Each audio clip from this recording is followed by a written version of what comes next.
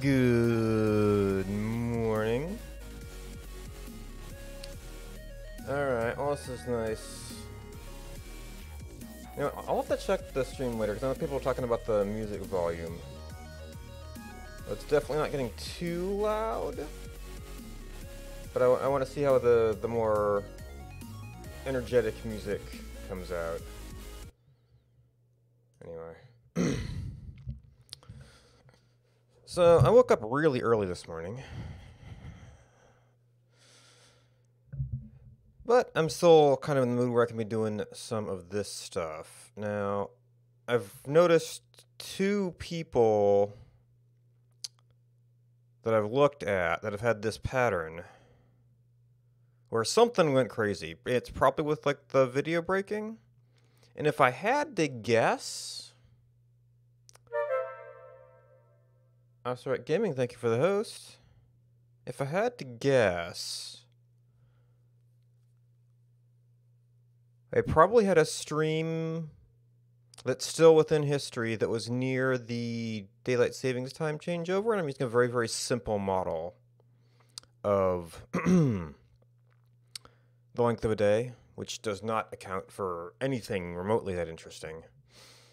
So yeah, and these are both people that I see them and I'm following. I know when they're on, and it's not 24/7. So nor have they had marathons of that scale.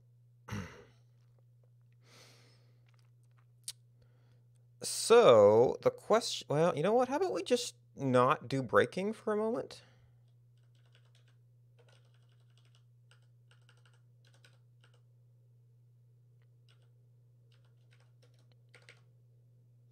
Oh, well, I still have to say events. And confirm if my theory is correct, that it is the breaking procedure. Or if there's just bad data. Okay, that is in fact my fault. Now we have to figure out which particular event it is. So let's zoom out a bit and get a look at the data. So this is actually our big view. With 98%,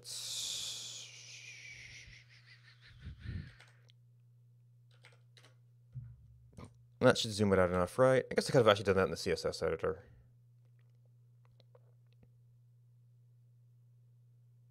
Oh, no, I actually need to zoom up the graph.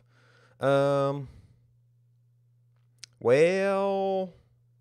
the graph itself is going to scale itself to the width we give it.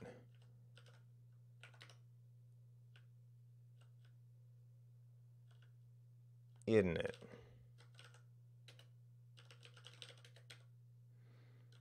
So what we actually need is the SVG.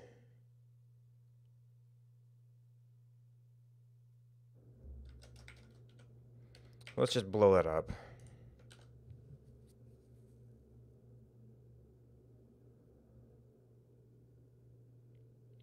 Oh!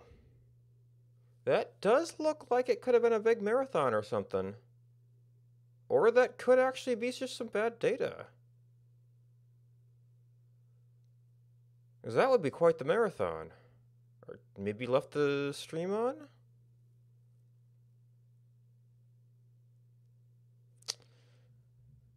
Still.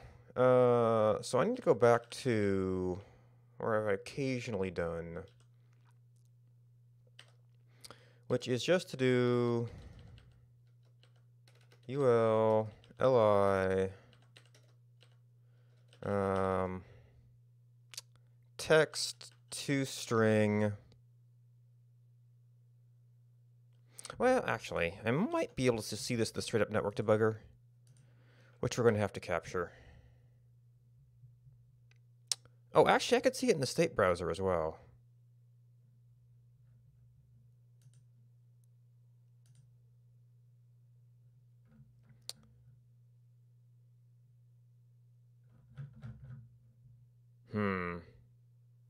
Yeah, because this is not... Oh, I reduced this to events. Oh, no, which have durations.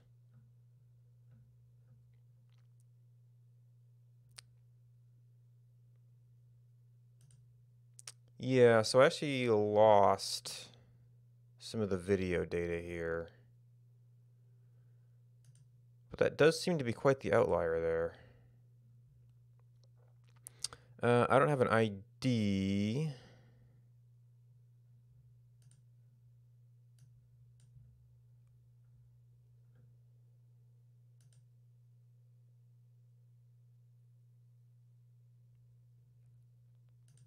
Eight hours.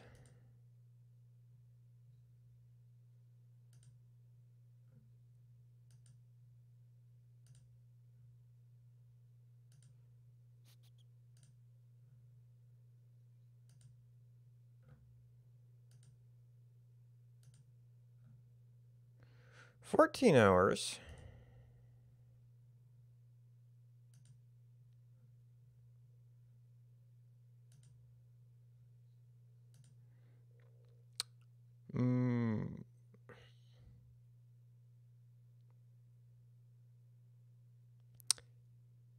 Yeah, that just seems like some outright bad data. I am curious, though.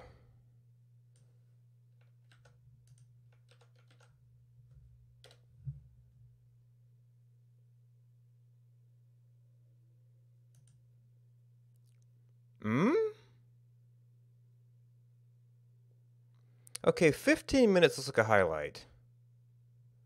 In fact,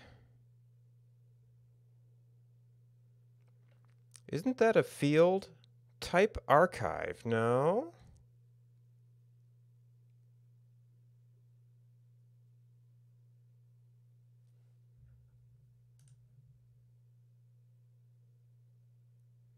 But it only says 15 minutes.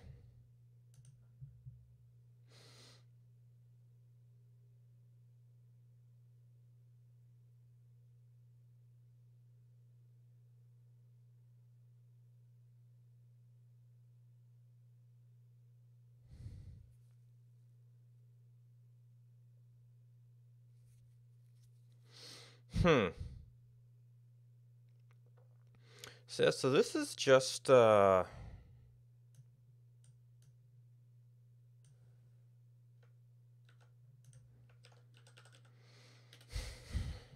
a forum on here, right?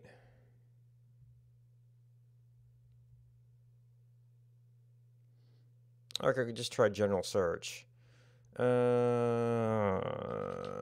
Duration. Subscription duration. Duration of the stream.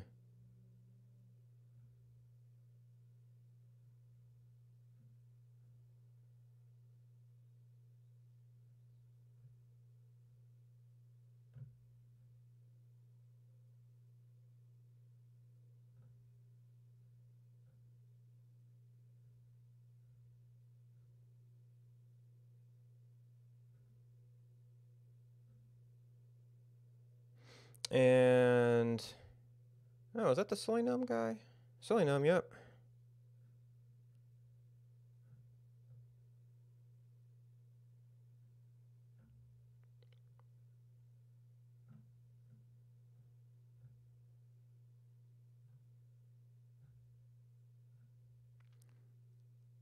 And these topics are all locked anyway.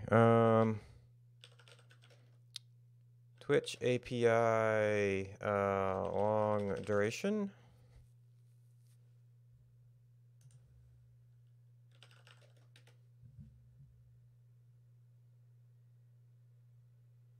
How long single streamers went online?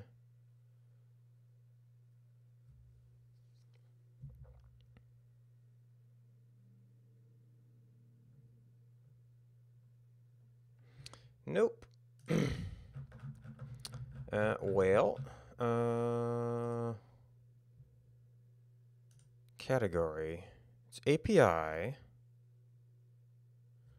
It seems to be different than the actual video.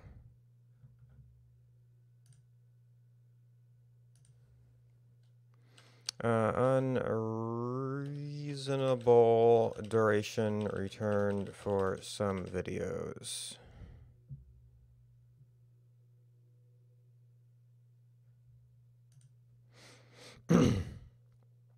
Let's see. In testing some calls with the videos API, I noticed a few videos that return extremely long duration, 497 hours in one case, but the video URL only brings up a 15-minute video. Curious if this is an error. And are we actually able to, can I get this as property path? Oh, this is just the preview.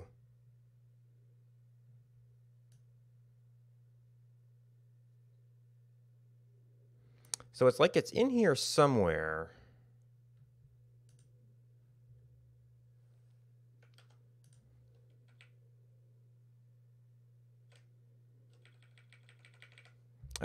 Why?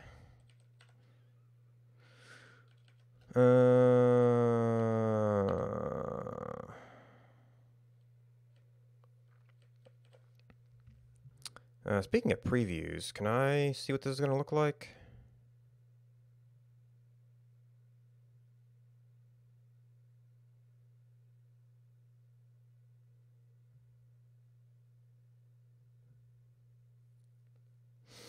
It'd be really nice to get that as actual JSON. But the actual response is not... Well... Maybe I can get this into something else.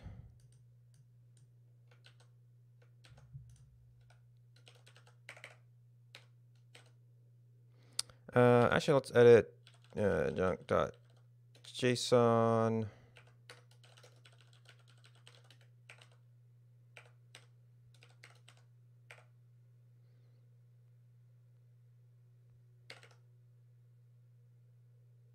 Nope, it's still one-lined.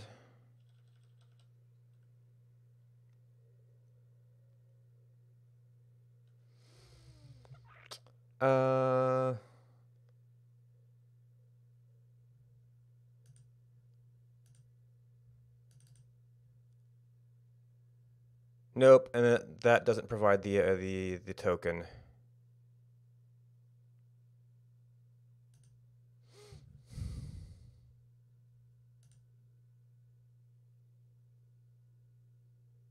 Oh shoot, now I've lost when it was.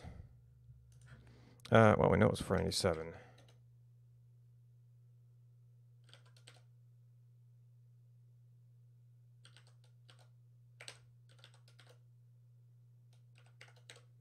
Let's try that.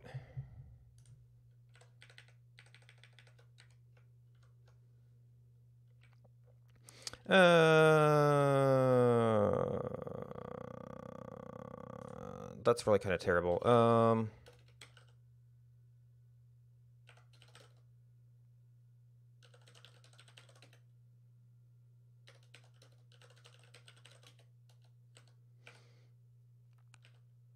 Let's see if I can format this myself a bit.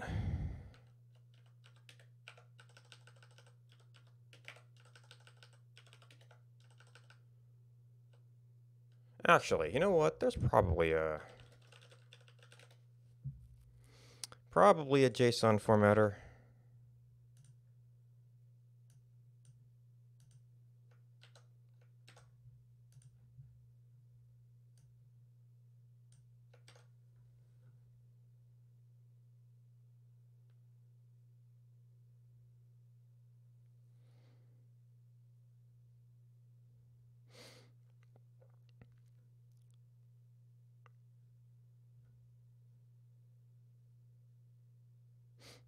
All right, so that is letting them know about that.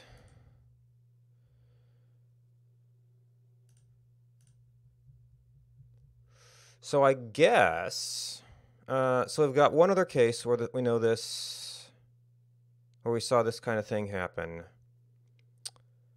Let me see if I can. Let's actually. This is a separate thing. Log in. Let's see if I can type this.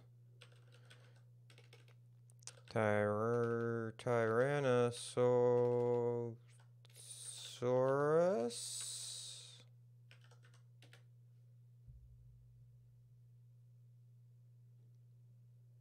Oh, I typoed something into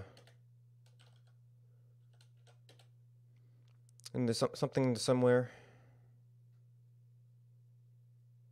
And I don't have a window up for that yet.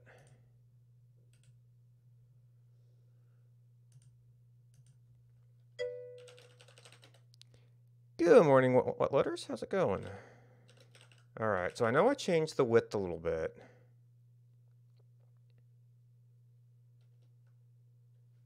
Oh, I was starting to dump out the data and I never finished that.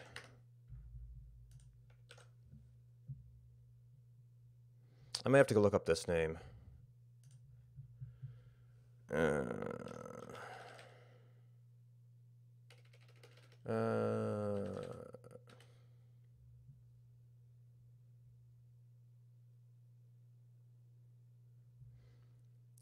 All right, videos.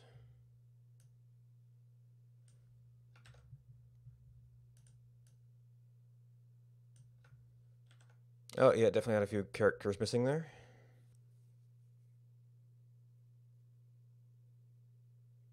And this one's on a Thursday. Oh, what I can do is, if I rerun it, well, I can do this again.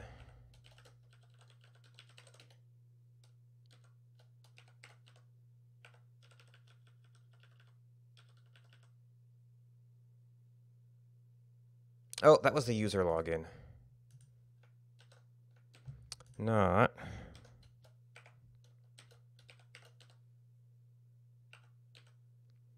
Is it 497 hours again? No.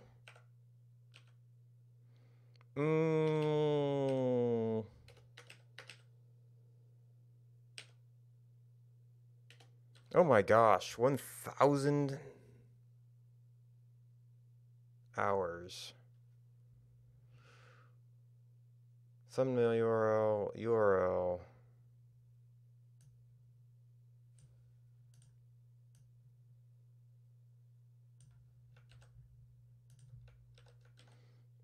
Nope. We have to do the other. Okay. The end quote.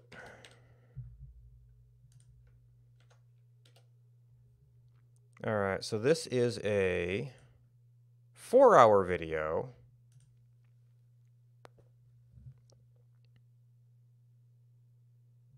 So, I mean, maybe this. What were the dates? 329. When were the.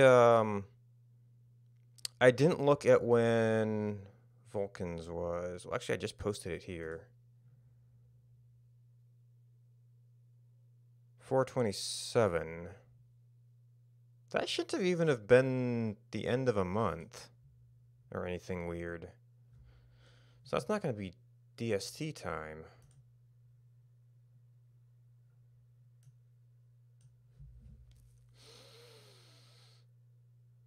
So the question is, I mean, sometimes people do like crazy marathons.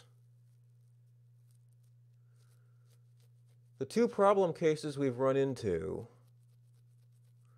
are 497 and 1,000 something. So what? Give a little bit of buffer room over a 48-hour marathon if somebody's really crazy? And beyond that, say you're mad? Of course, the sad thing is none of this says 4 hours. Or at least not in that format. Maybe this bug makes more sense in timestamp space?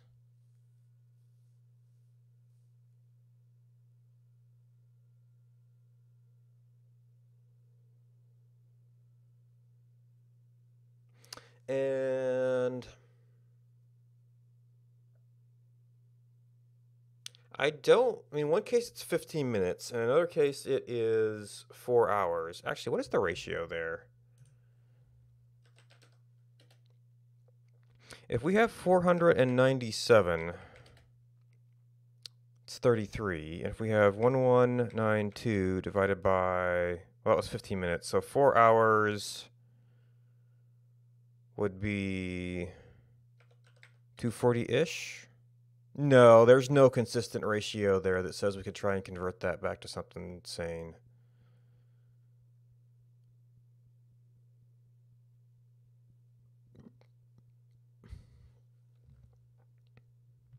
Of course, I guess hours to minutes isn't necessarily a sensible conversion anyway. But 1192 divided by 4, or 497 divided by 0.25. Yeah, I don't see a consistent ratio there I can really work with. So I think I just have to ignore anything with a bonkers duration like that and say, sorry, that looks like garbage data.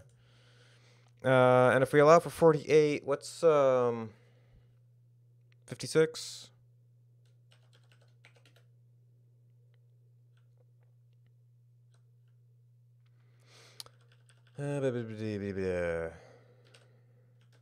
Schedule graph. We want to do this before we break events.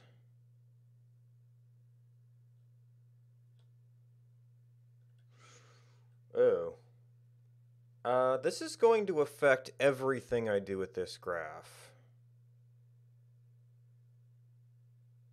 Although it would kind of make sense.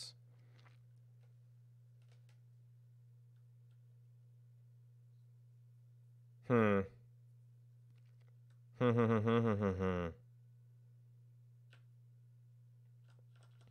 we pass events in this format, so I could just have this module provide a function that does that. And it's kind of seems kind of odd to have you always passing that,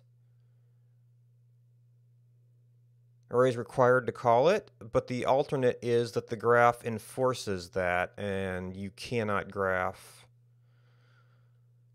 data that does have that situation. Oh, and I can get back to that window now. Because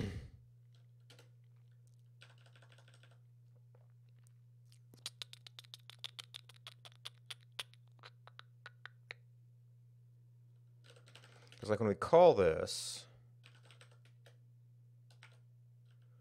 we do schedule graph, events equals model event, so it would be, that actually supposed to everything. Schedule graph, because I do want to reuse this in every module we have for this. That's a graphics thing. These tend to be more private helpers.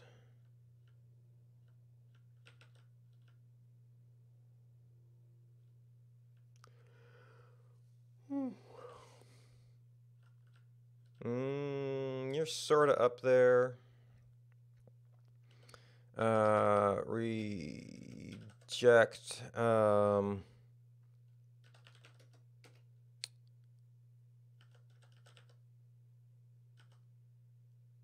events.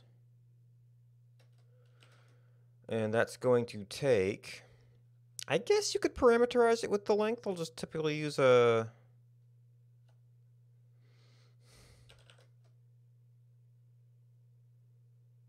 is hours even reasonable? It should really be a time.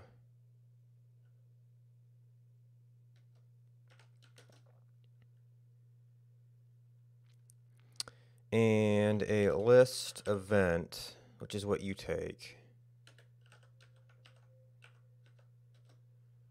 And time. And list dot, now does Elm have a reject, or is you just have to work out the filter yourself?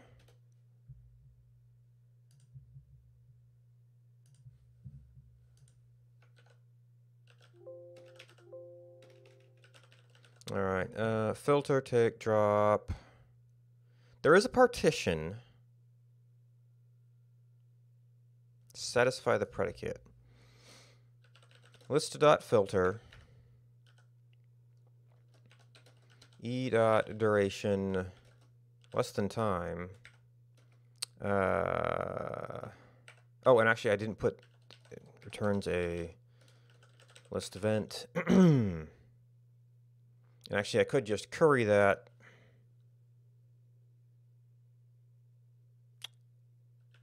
When you get down to it, that's not that big.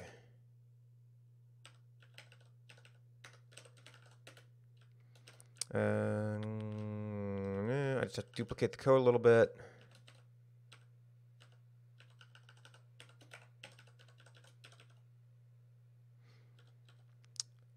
And do the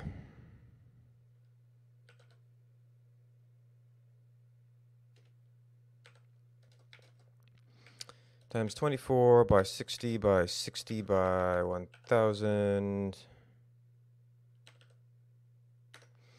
And we're going to need that for the other one. So you, oh,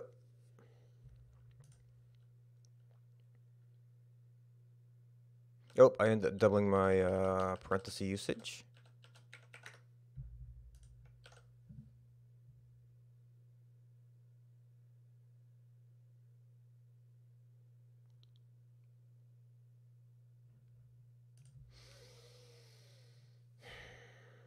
Duration was in time units, right?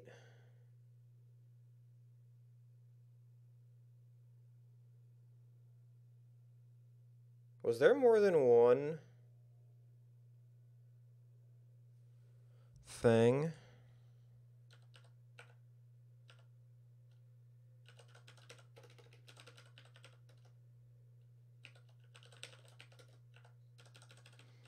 I think I'm going to have to do this. Oh, that doesn't tell me... Well, it tells me if there's anything exceptionally long ones.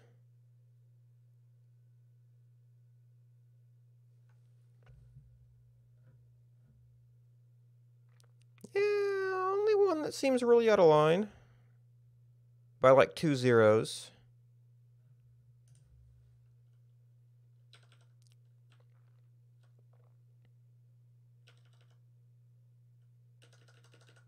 So let's make it 1. No, that's 24 hours per day. That's 56 days. It wasn't that long. The other one could have been. I don't know.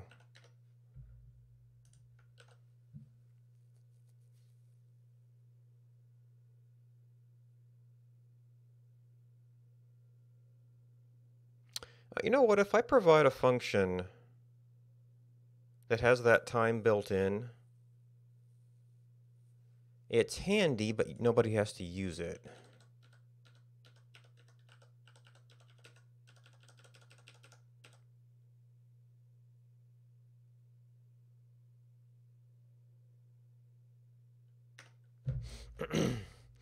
All right, so then you're good.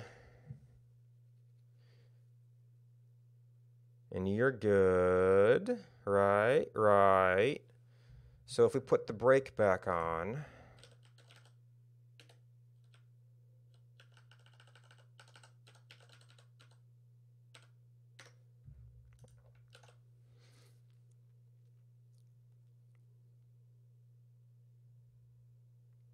then we should still get wraparound into there. And wrap around into there. Occasionally. And view, no, it was schedule graph where we fudged the width.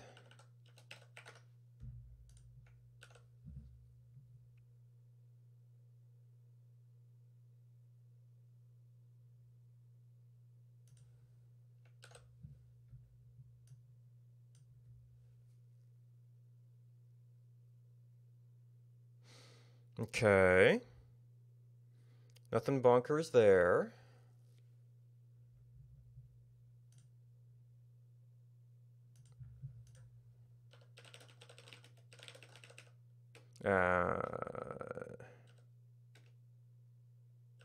RM junk.json.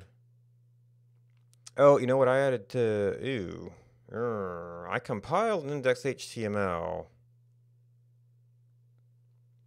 Oh, I also set up the compile script. So I did... No, she did shell here. Which is basically the same as this. I'm compiling HTML right now.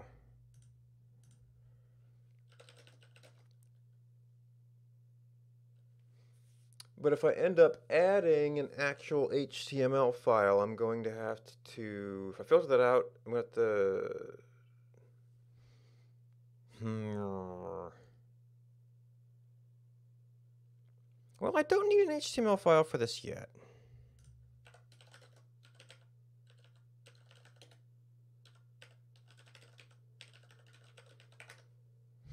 Because that is a compiled file.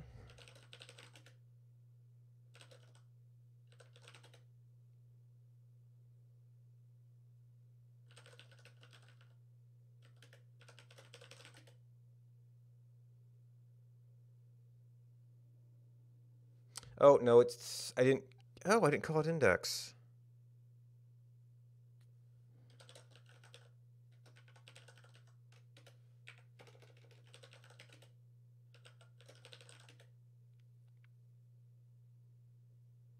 Oh.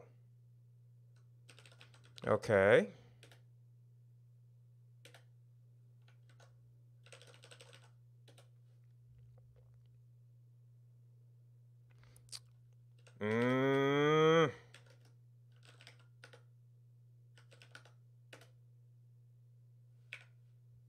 Okay, fine, minus F.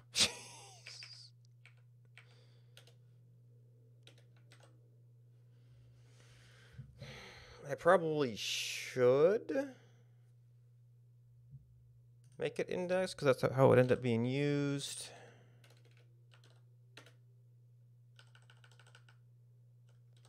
And that will just have to change if usage changes.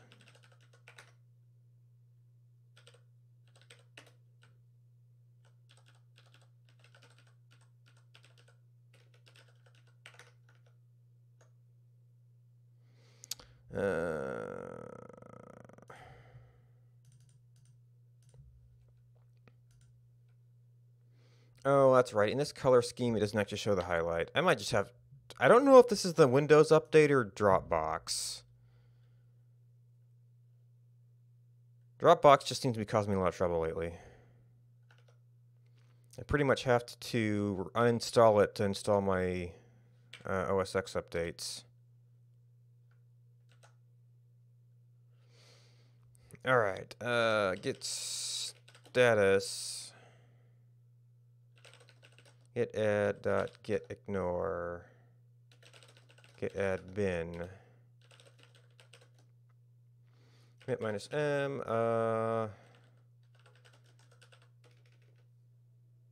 compile scripts. And then the actual change here was git minus m, filter out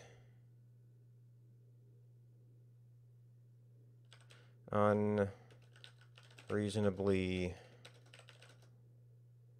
long videos. Of course, now that I've moved this out of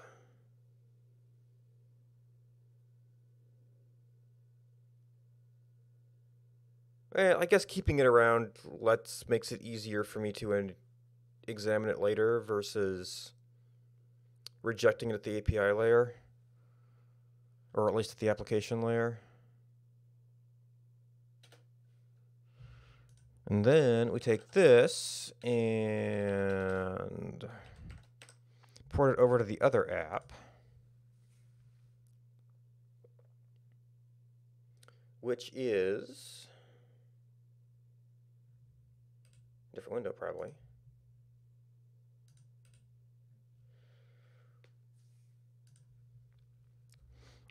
So now you are definitely gonna need a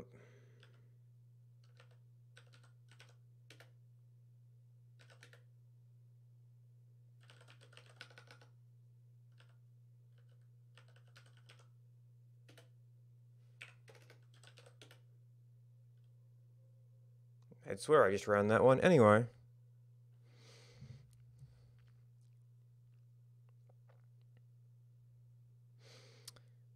All right, so that is compiling.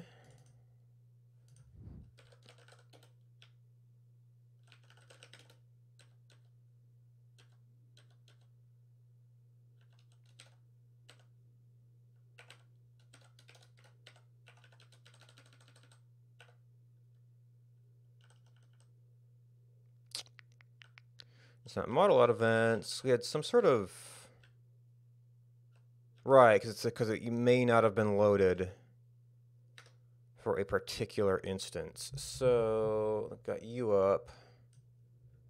Oh, I need the compiler. Oh, what's your problem? I left a dot.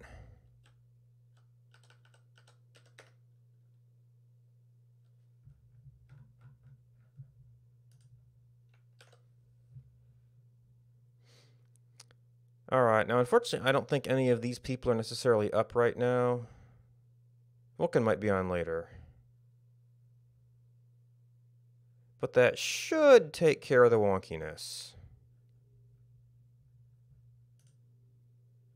Actually, we can just say we're done with you. Oh, shoot. I did all that stuff. I forgot I was on a parsing branch. Commit -m. Filter out unreasonably long videos.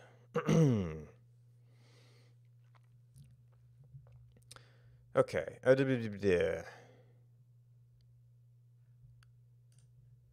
So we can take a quick look. Nope, no immediate responses.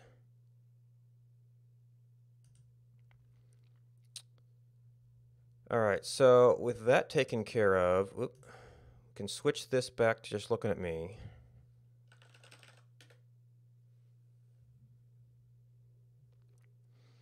For testing purposes. And now, hopefully we're done with you for a while.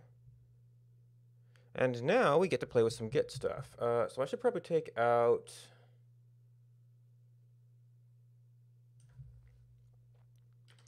So... Okay, we're going to play with parsers in a bit. First I have to fix all my Git stuff. Alright, so I need to go to... This is another project I have to work on. Fix... oh man, this is actually a new Windows. Well, or Dropbox is messing with core Windows controls. Alright, so... got that. Get Ubik again.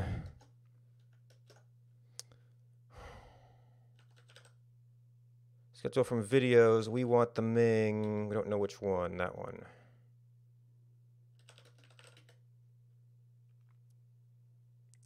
Yeah. So I need to look up some Git stuff.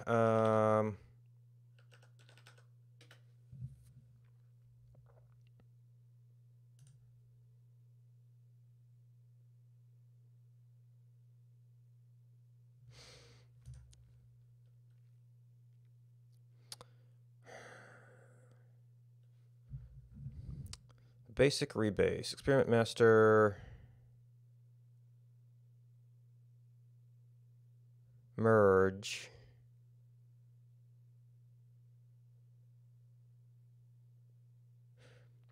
Check out experiment. Rebase on to master. So I am on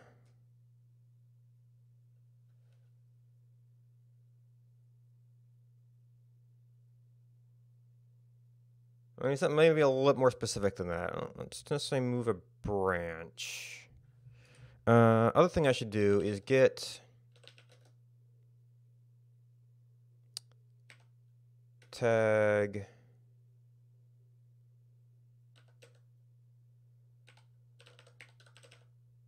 parser combinators too far and get tag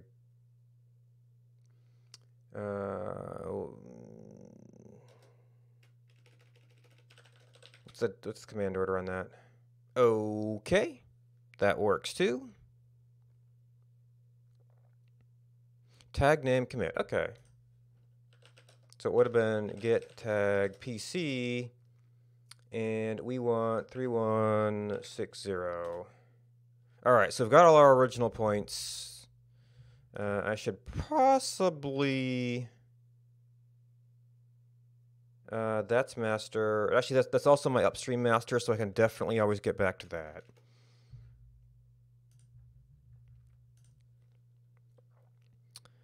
So we are here. We want to rebase.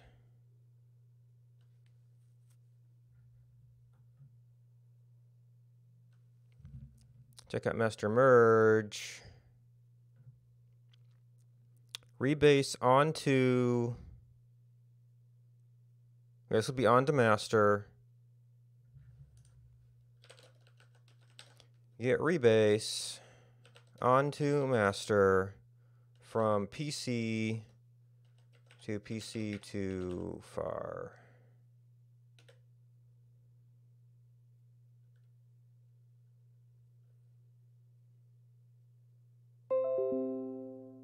Oh, and we've got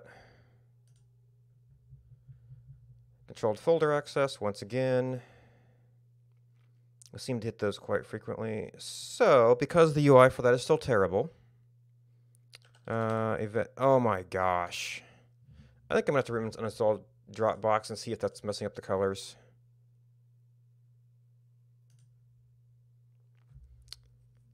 Get user bin sha.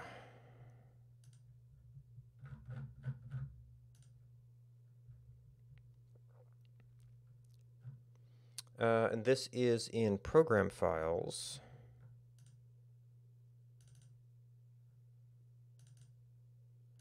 User bin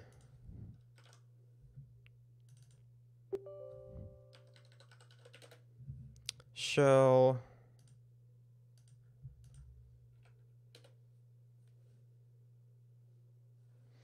All right, and now I want.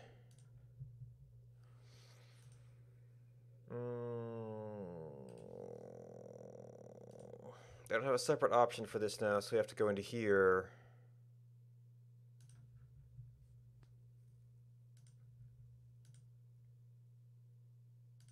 Visualize all branch history. Okay, so it moved.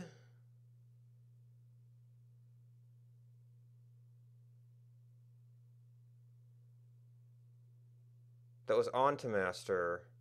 Oh, so I'm going to detach head right now.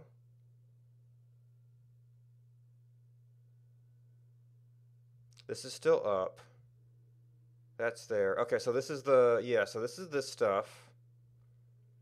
I'm on a detached head where we have rebased these commits onto here. So I know the other Git GUI actually allows you to do stuff here.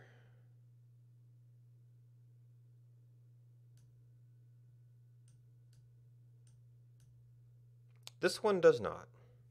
Okay. That's actually darn convenient for moving pointers around. So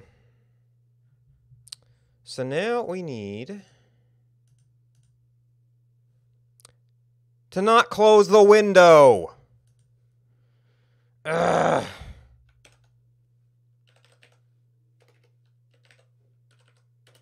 All right, I know we're going to need that. We just lost all of our other context. We need to get this up because it's the only way to resize windows. All right, so I need to get move branch. Branch minus F, branch name to new tip. So we need to move it back to PC.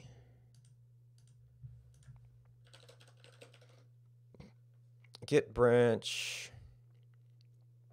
Well, no, I'm actually on a detached head, so I need to first of all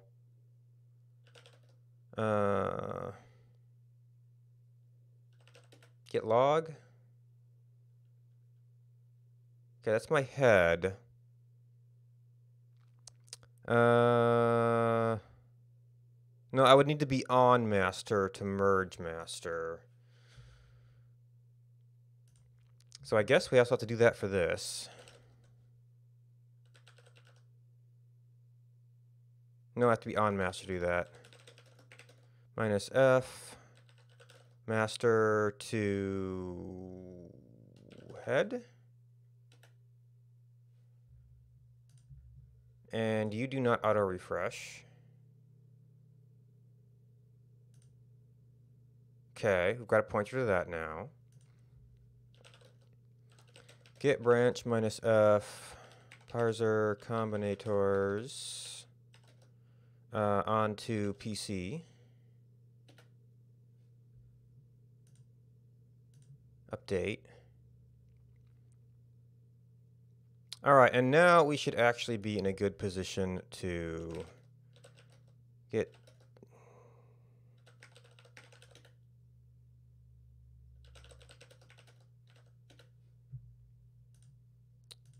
update. All right, so yeah, this is the stuff we didn't need. And maybe it'll get merged back onto later. That's a different thing.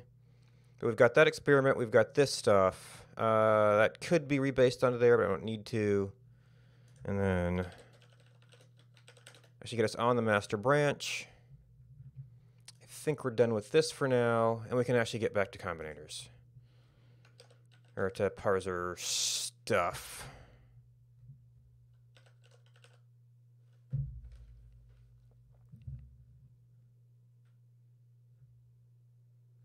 What was it? It was like Elm-Long parser or something.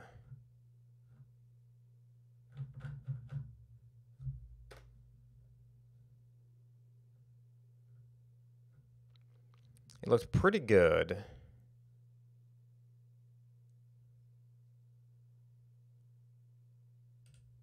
No, Elm tools. I just wasn't quite sure how to parse a number myself because the ints were not working for me. All right. Oh, and now we do get checkout minus B.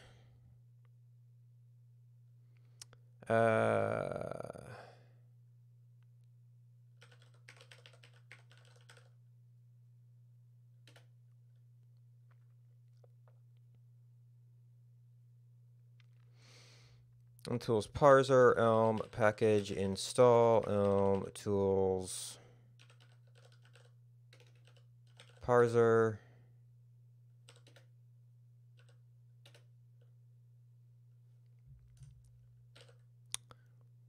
And deserialize. We had a regex in here that we kind of don't want to have. I've got to figure all this stuff out again.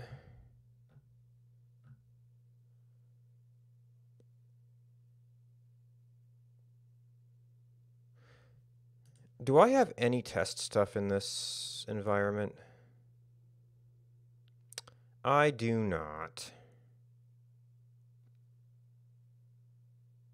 Well, this is just the Twitch package. I think Hostable did have some test stuff. It even got some Twitch tests.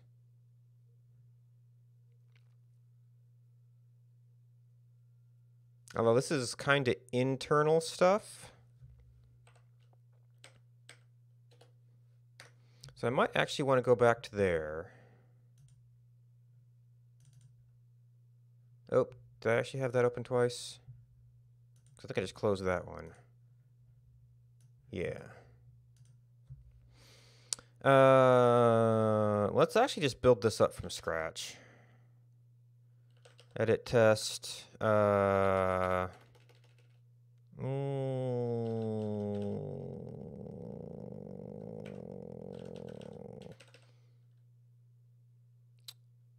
Hopefully that won't cause a name conflict.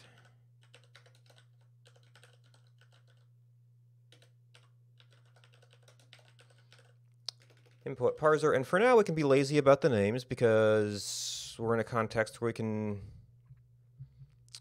do that. All right, so we're thinking operators seem to be a pain to do without exposing them.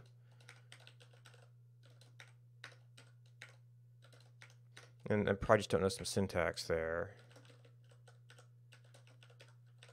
Actually, he's got some more stuff in this example which you can't see. I don't think we're going to need... Well, we might need int to play around with it. You might need ignore.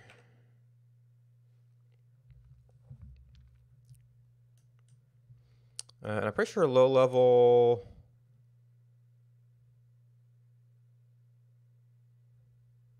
This seems to be the entire string to grab substrings with very little intermediate allocation. Oh. So yeah, maybe I could use that.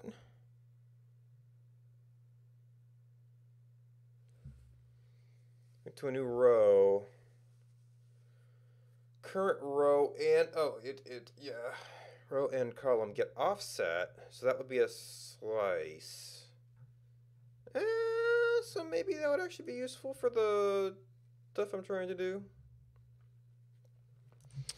When you look at our test stuff, expectation test runner.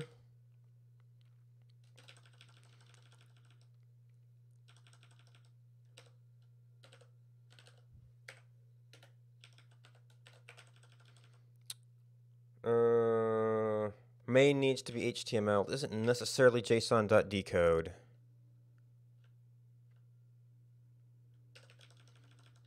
We're kind of testing that, we're kind of not. It's a little weird. All right, all the test, it describes parsing, and it, I guess the first step is it recognizes a suffixed integer. Oh, actually, decode actually had is true. So I'm going to have to look up which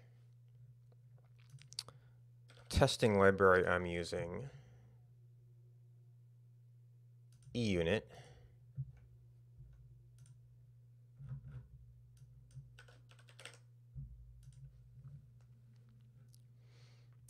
So equal might be a equal or is true. It's hard to say which we're going to end up using here.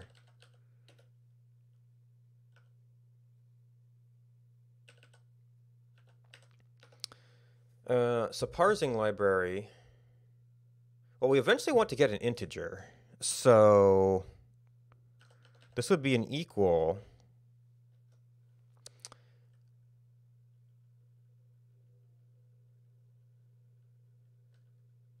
This seemed to be suggest that it's test and then target. So what does a parser need to do?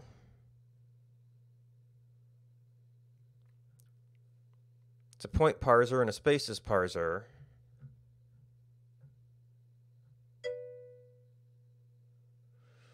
Hello.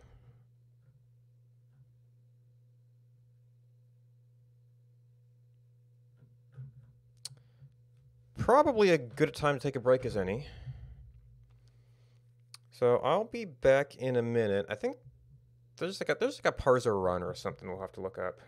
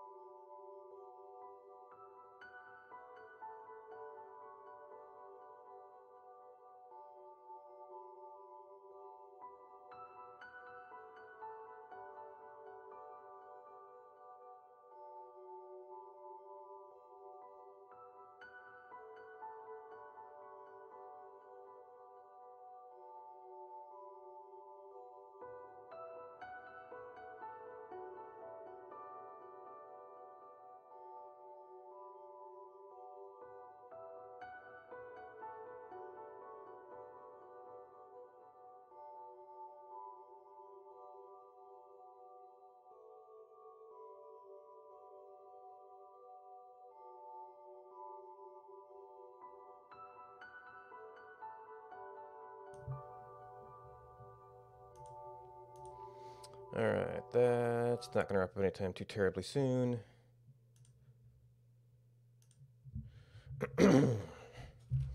Alright, how do we run this? Actually, do these nest? Yes, these nest.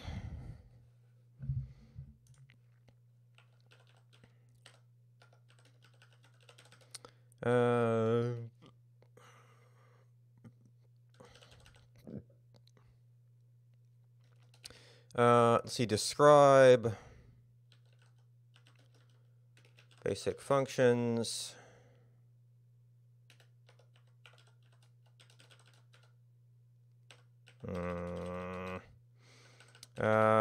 So basic int, and then we'll do some other stuff later.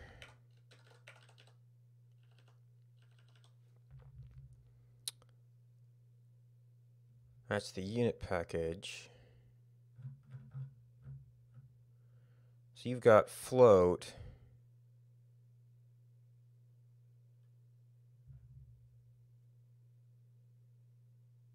Oh wait, you're just...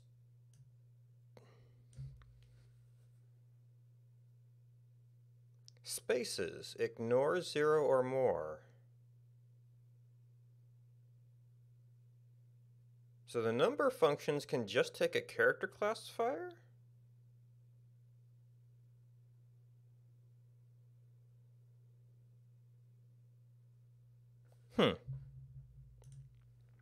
I have to look into that, because that's kind of what I need.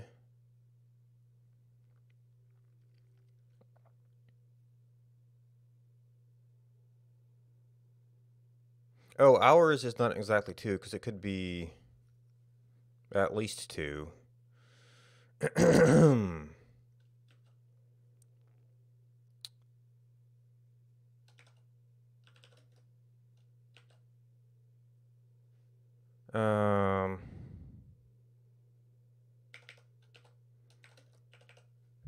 Something like that. Run.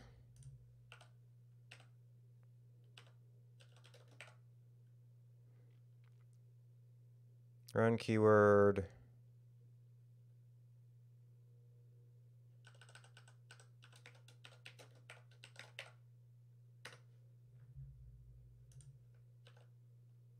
Oh, I switched projects, so I'm going to need to...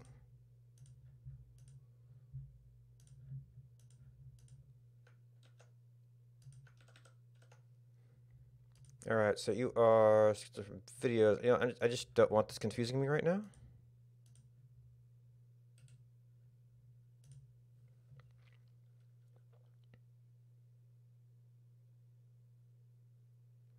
Oh, but you've got yep. This is fine. We'll just do the get branch tools parser package install tools parser.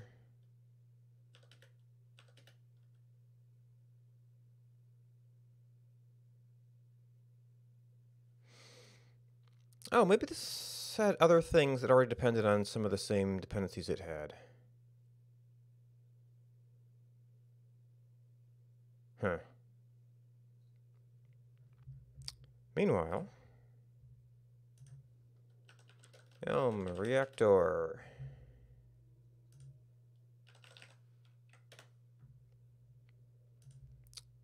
Test. It's gonna be mad at a whole bunch of stuff. Oh, right, we didn't actually do a bulk import.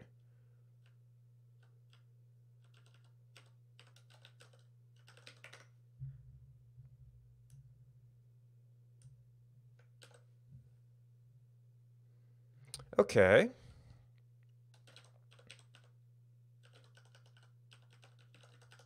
Suffixed int. This is where I seem to run into trouble. Aha!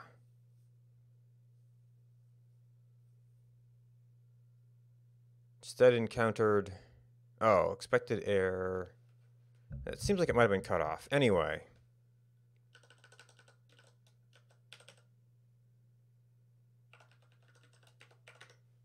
I don't know if it's allowed to do that.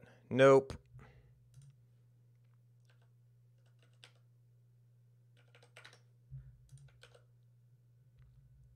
Expecting a parser.error.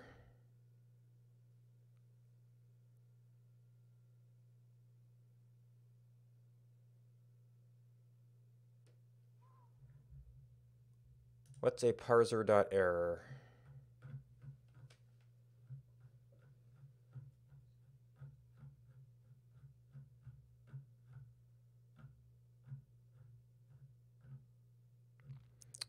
Oh boy. Well, it says it's a structure basically, so that should get the type similar-ish. Not similar enough though.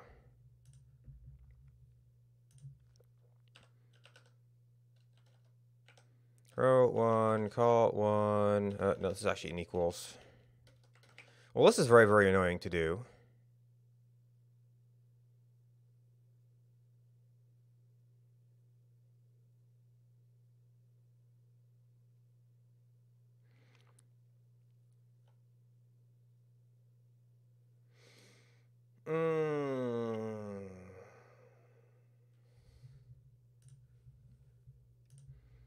E-unit. So I know we've got, like, is true. Is true, is false.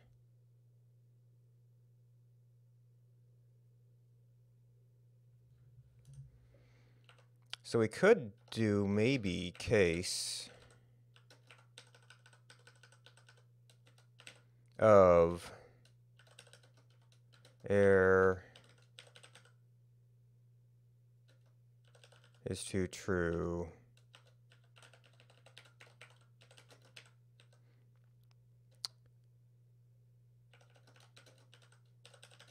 Is true false? Maybe?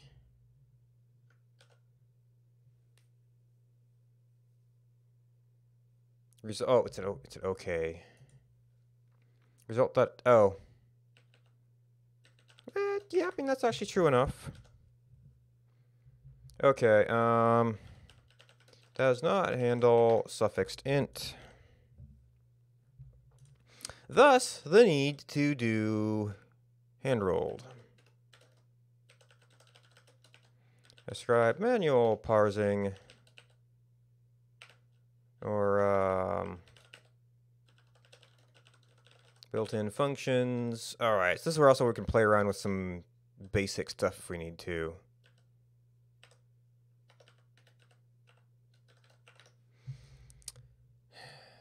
So now we need to figure out, and this is interesting because this is basically what I need. Can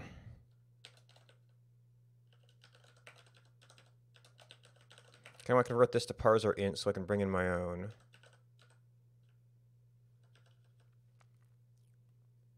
Oh wait, I'm only saying int. For this to parse, I actually have to say parser int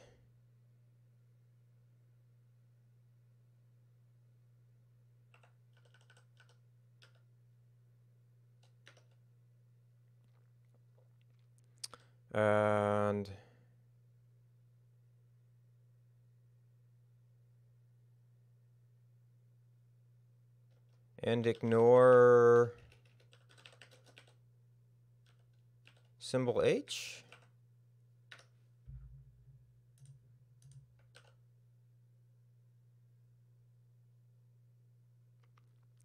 Okay, the error might be different now. I'm not really printing it out.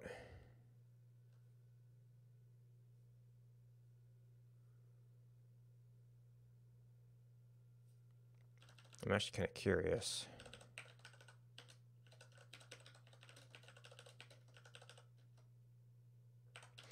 And we have to do a let equals in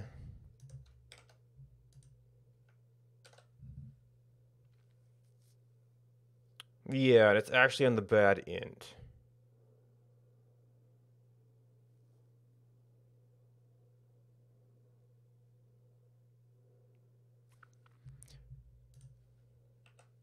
Oh.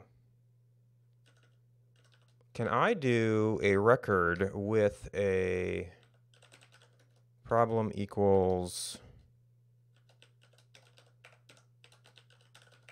That might not be an exposed field that I can use, though. And then an error... Error...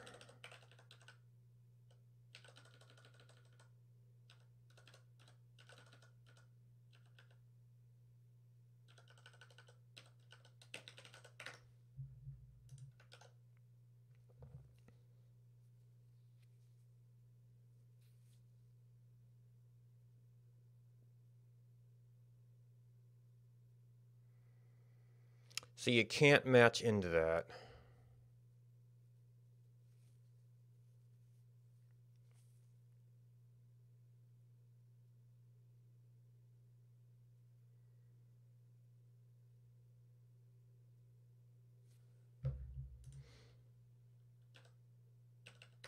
All right, well...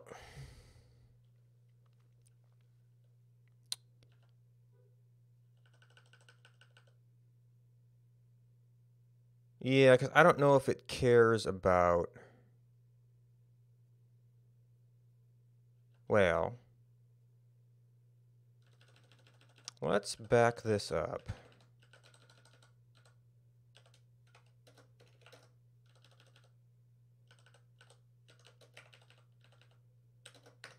What if it's a space? Aha! Yeah, so the integer actually fails if it actually knows about white space and fails on that.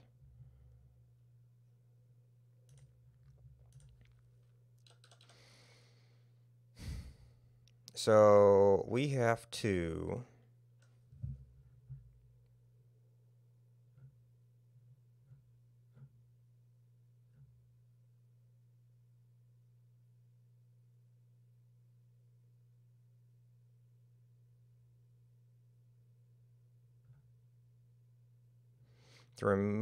error at the z.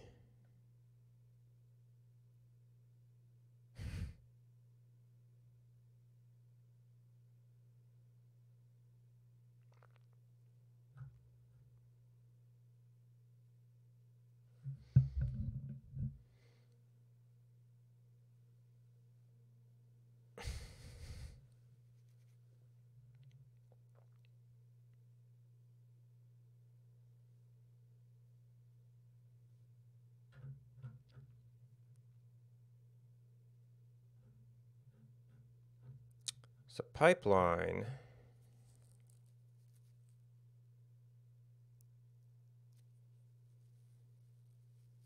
Succeed identity. So this does variable stuff. I need to have my own little integer function. That's not silly.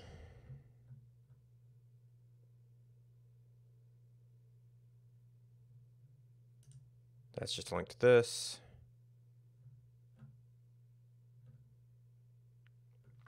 End of string.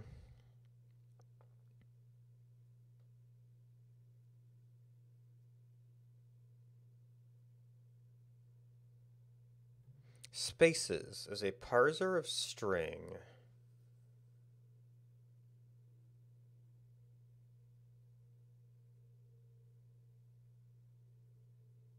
Oh, if those spaces was an ignore. Wait, so that's just a character filter.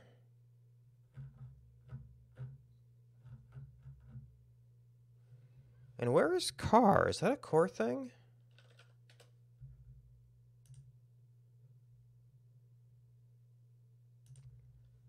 Okay, is digit.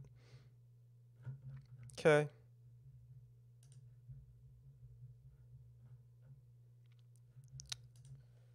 So we've got digit is a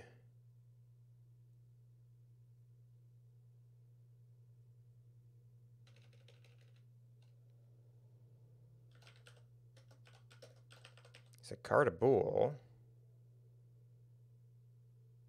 No, that is digit. So my int, also we need keep.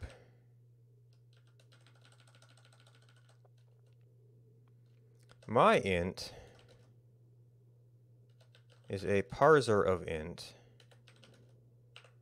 Where?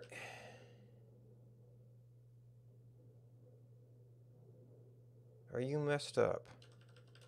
I guess it's just...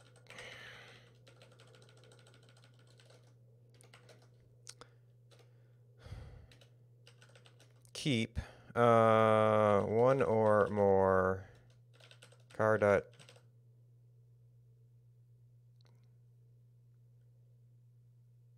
same as keep at least one.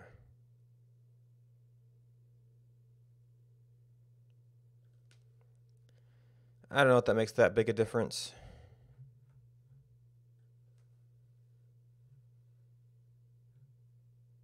I completely missed that we had these just plain old character functions.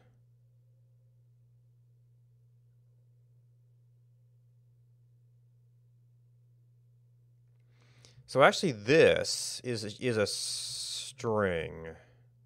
It's a parser of string.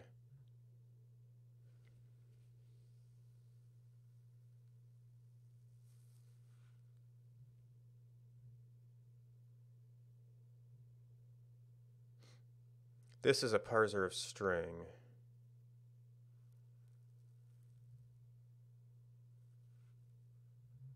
So is that succeed to int this?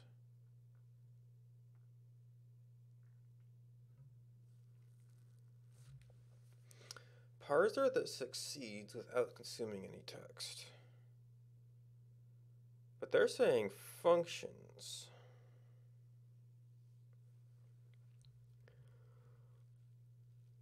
Transform. This seems more direct.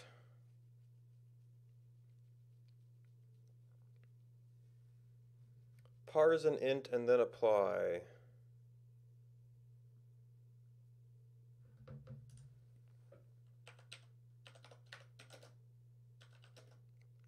Map,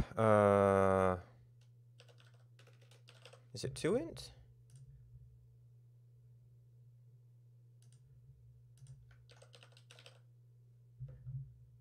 That might be imported by default.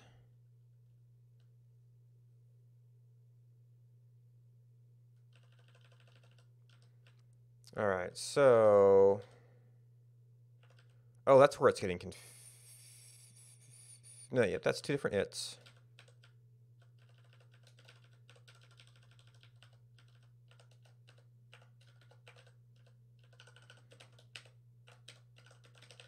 Custom functions.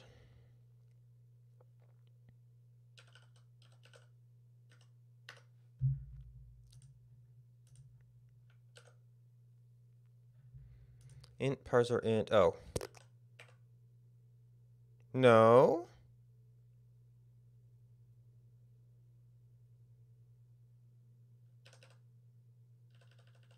Oh.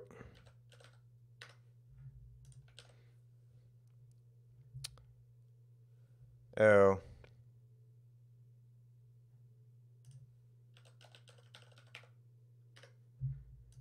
It's going to include all of parse, then I have to watch my own names. Okay, that's not included by default.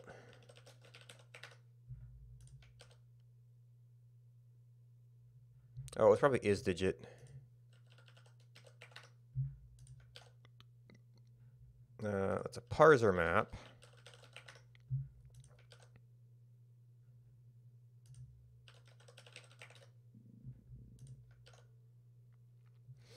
Definition of int does not match a type annotation. A result string int. Oh, right. Because toString can fail.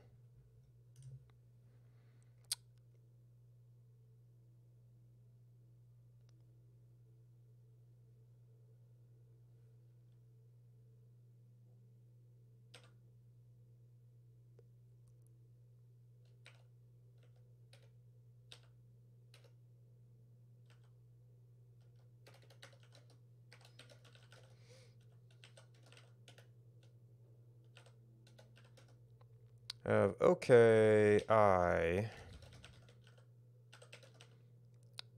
succeed I, or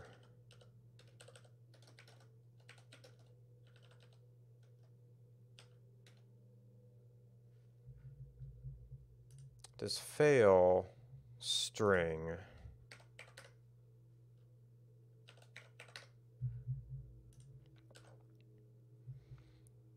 Parser doesn't already have a helper for this, does it?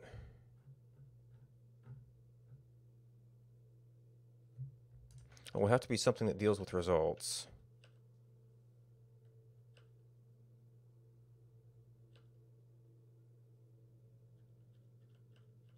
Nope.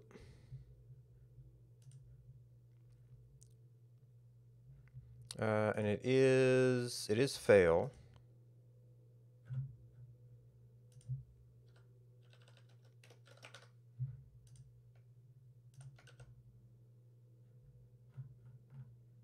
Oh.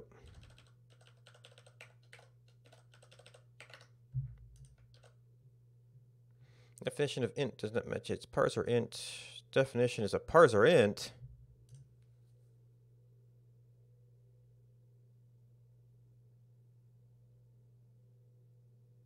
Oh, this would have to be an and then. Huh.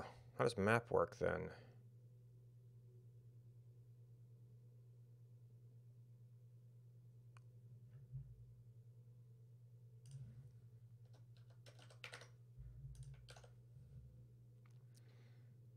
Okay, now.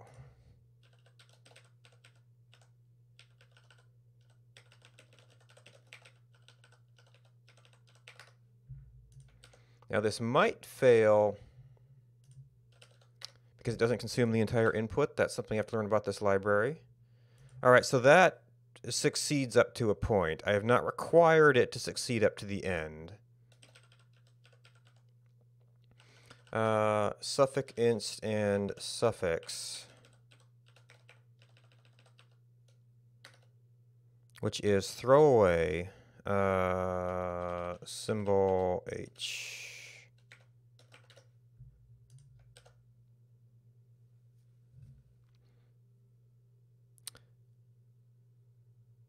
All right.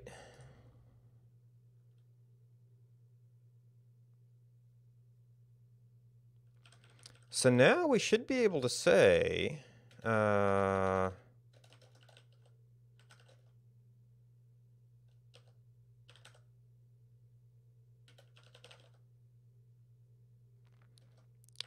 duration equals, this is a succeed with the function hour, minute, second.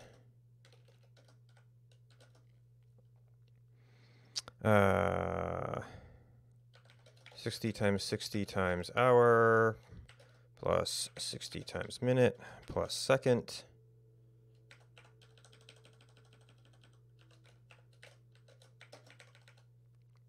times 1000 on, turns it into a parser of a function. Oh, but these are optional.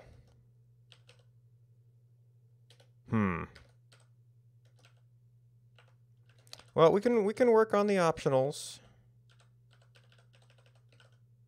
Nope, int. Just that. Oh, these are symbol h.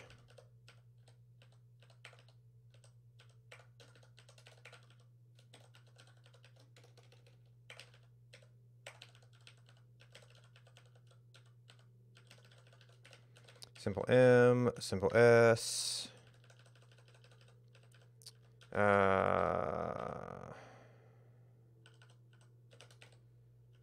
Duration.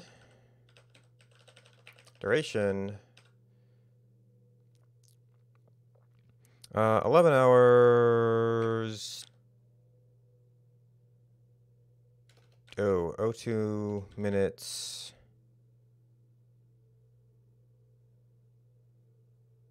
Uh, 3 seconds should be equal to 60 times 60 times 11 plus 60 times 2 plus 3 times 1,000. And I probably have to fix up some parentheses.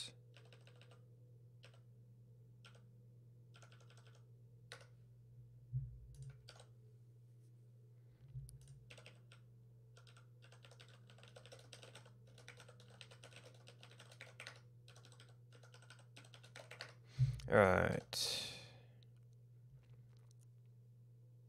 Oh, that's right. We have to float things somewhere. Pants taken. Thank you for the host.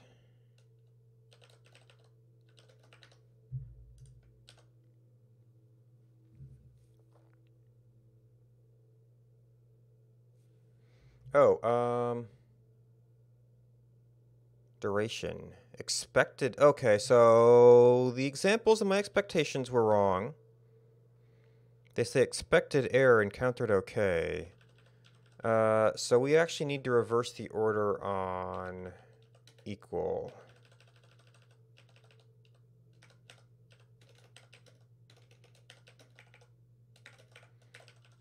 Probably if I actually read the docs, it would have been clearer which is which.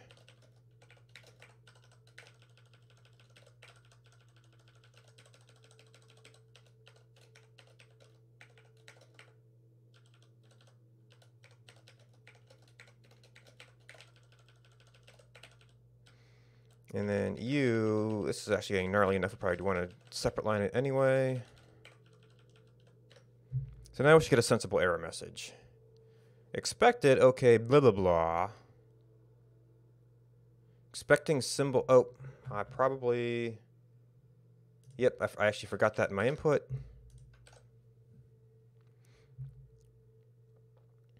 All right, handles the zeros good. So, yeah, oh, and those crazy values we got prove that we do only go out to hours. There's no like days or weeks or. It does reduce this, however.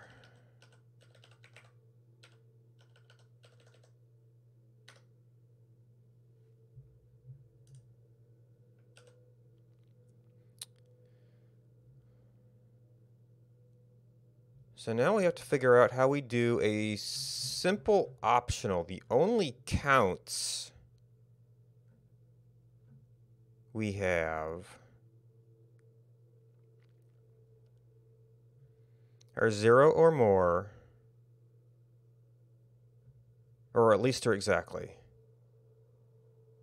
There is no 0 or 1. So I can do this with one of. Is there a...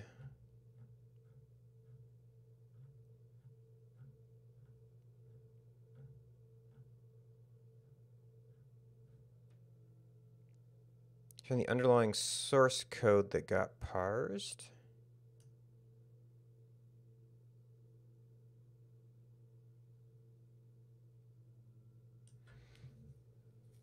Keep count is okay. Nor count is okay.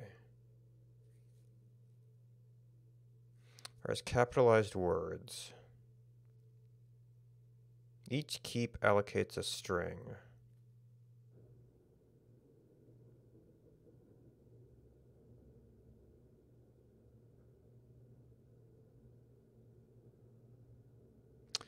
Oh.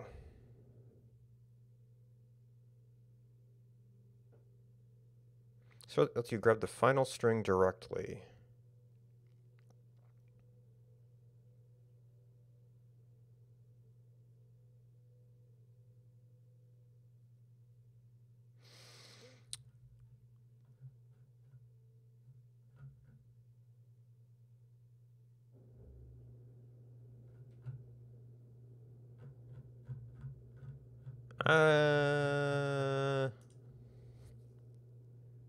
So the keep does a string.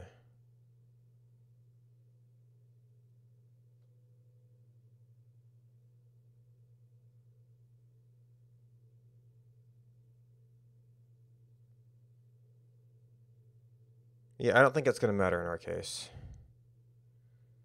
Combine the source string with the value that is produced by the parser. Also want to know exactly how it looked. Oh.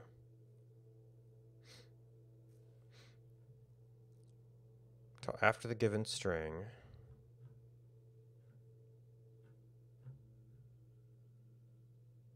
Ah, okay.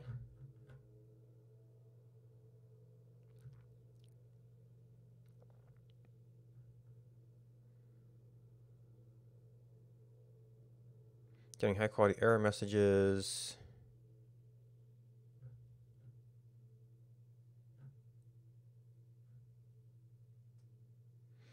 First to define recursive parsers. We don't need recursive.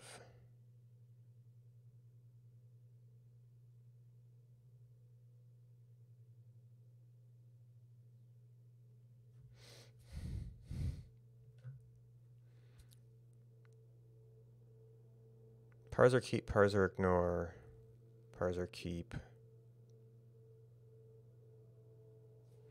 This is just the README, right?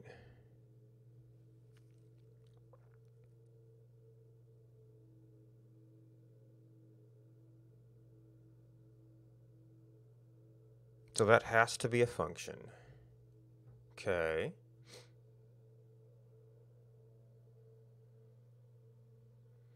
So, I mean, this might be...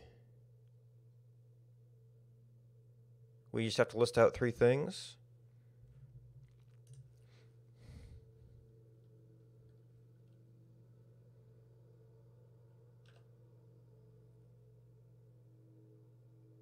So the annoying thing here is the potential backtracking on hour, minute, second, but I don't know what to do about that.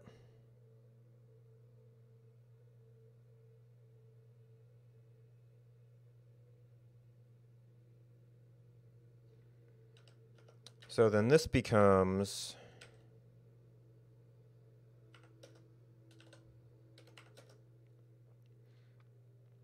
or equal 1 of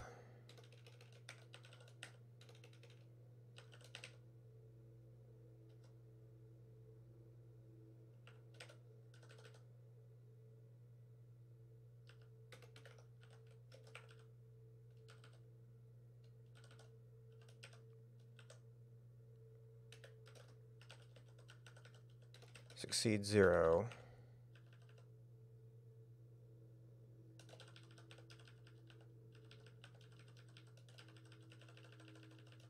Oh, no.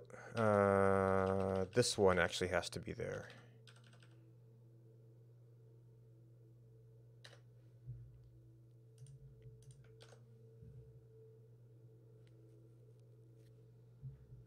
Because I forgot my closing brackets.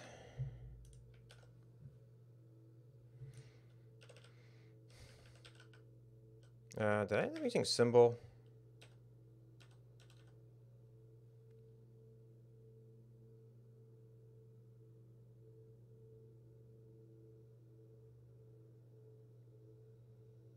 I'm actually curious if symbol is just equals character.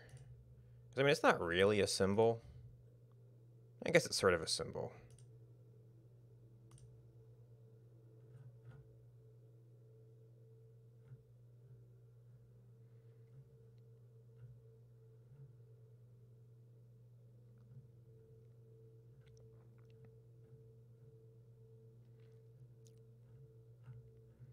Then lazy 1 of expecting symbol. Expecting keyword. So that actually does something different than... Maybe that's for the error messages. Whereas if I'm doing a function...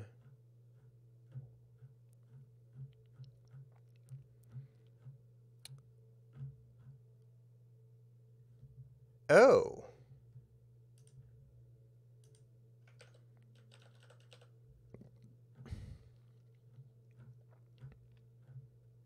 So in context, would allow me to say parser.in context.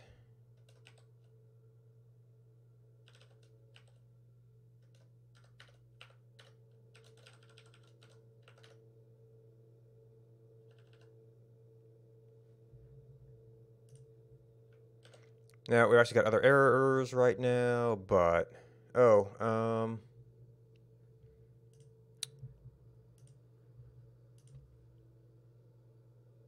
because, yeah, it ends up with double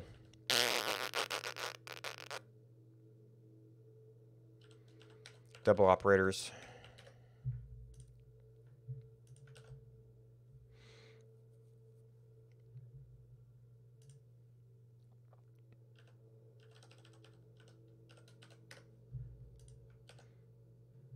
Wait, really?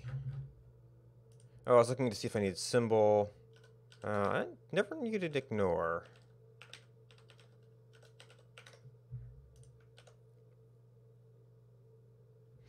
Expected blah got expecting symbol H. Wait.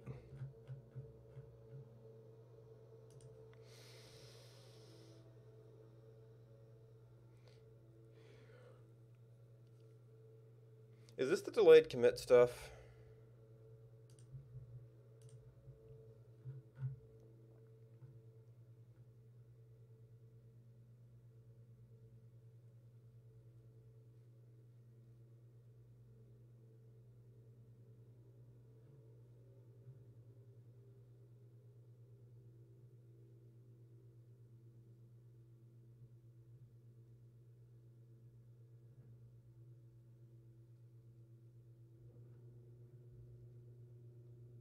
Next in. Okay, this is attempting to see if something is there.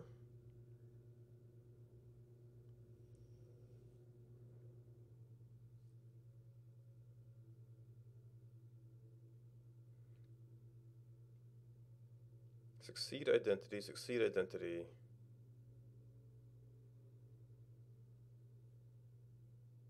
Wait. Well, the next int uses delayed commit. Commits as soon as the first space is far. Oh, because the int parser succeeds. But delayed commit is specifically...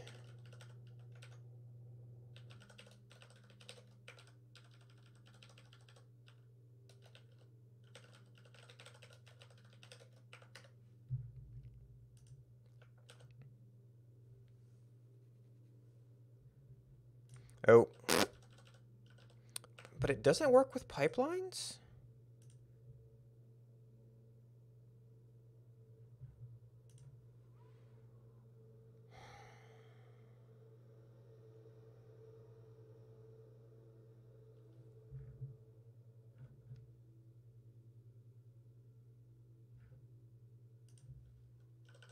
So maybe I actually want to...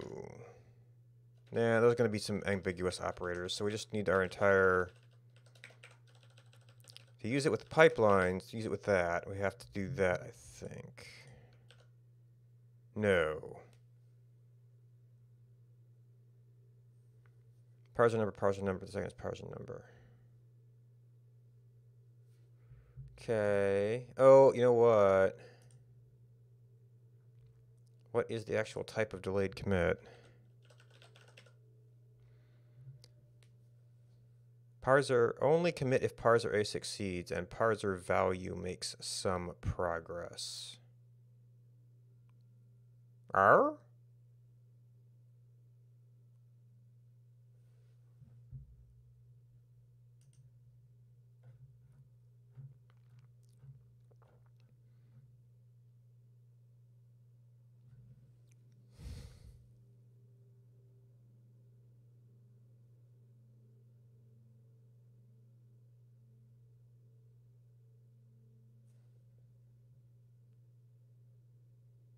So that's spaces. And then look for the comma.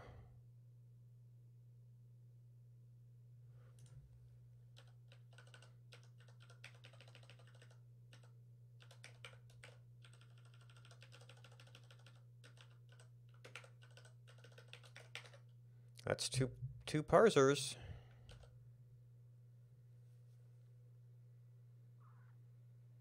First entry has this type.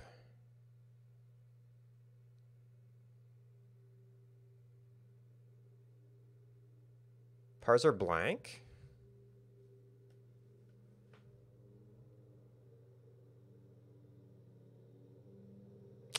Oh, you're a test. I need to keep the value of the first one.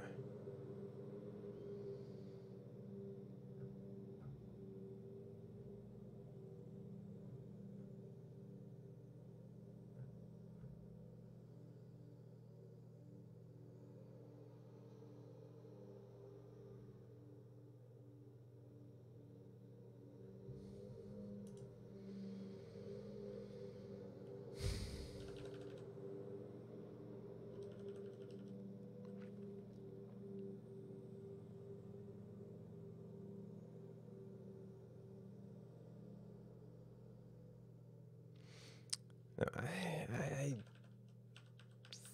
guess I'm misunderstanding how one of works here. Because my understanding is that I can completely try out that... Wait.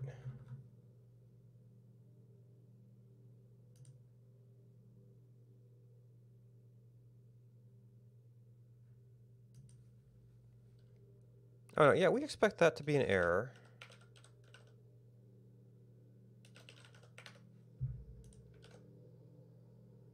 Okay. Lost that in translation.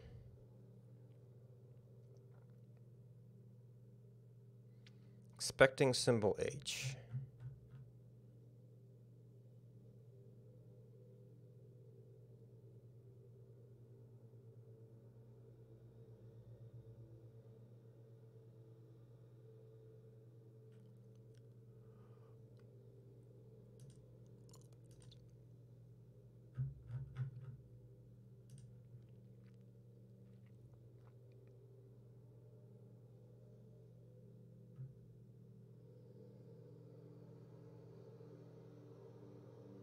Let's ignore. We actually have to care that it exists. We just don't need the value for anything.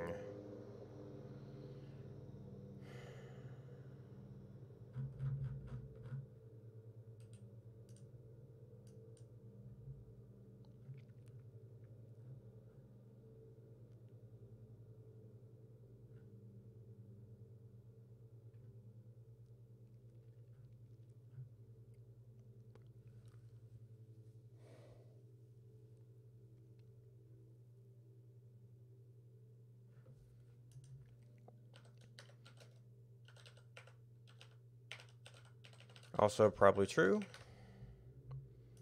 Don't expect it to have any big effect on this.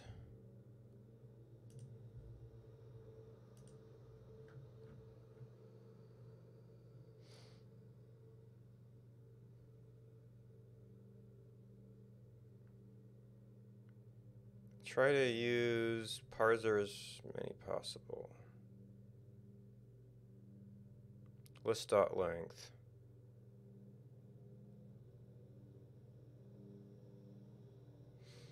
Repeat 0 or more.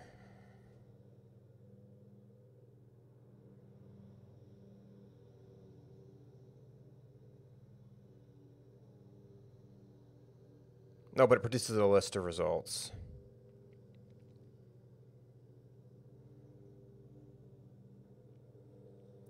So I could actually do what I did with the regex and just say do a suffixed int any number of times, and we'll just assume the order of them.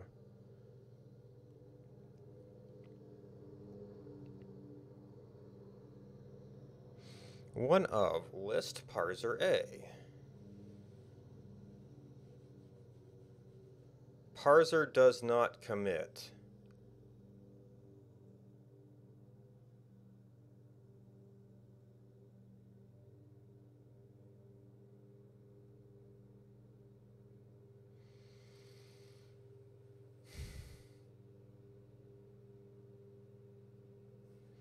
Oh, so this goes back to,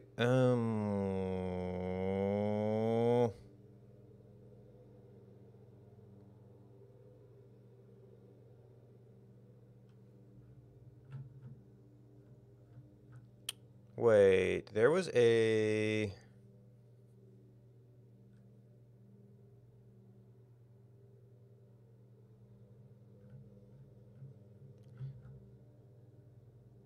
There wasn't exactly.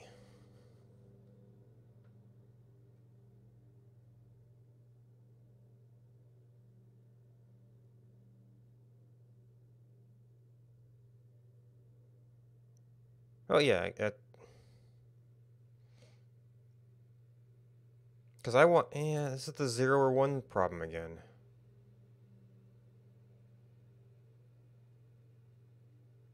How do we check that that complete thing exists in Bail if not?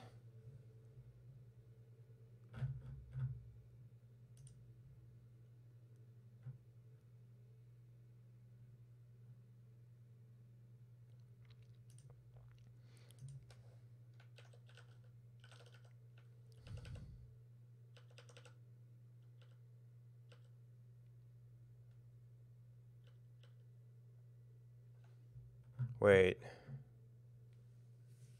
Boolean.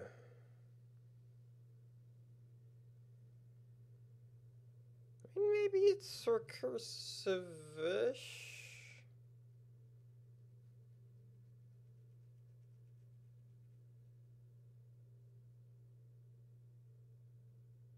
Succeed my true if the pipeline has the keyword.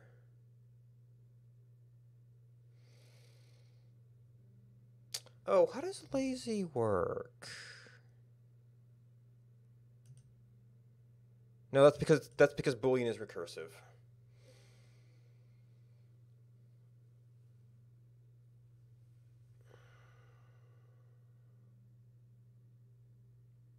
And that requires spaces.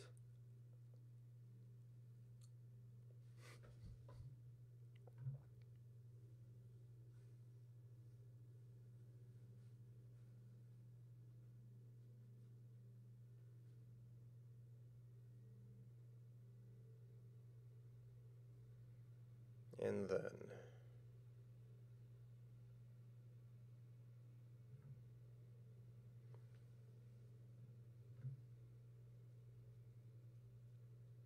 one of help.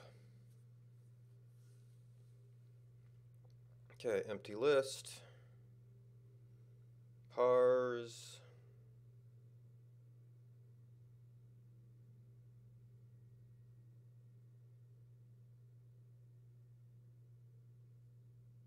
So is parse a function?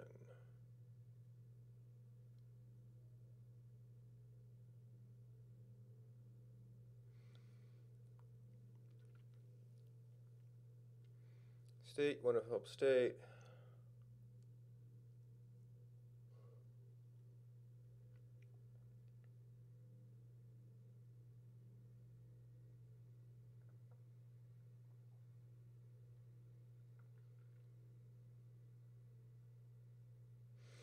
Row equals row and call equals call.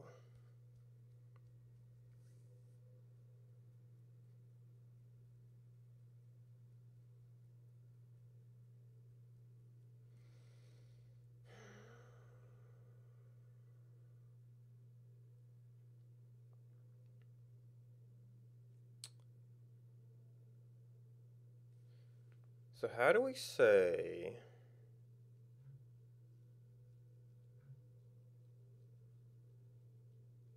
I want to recognize up to the H delayed commit? Oh, it's structured as filler real stuff.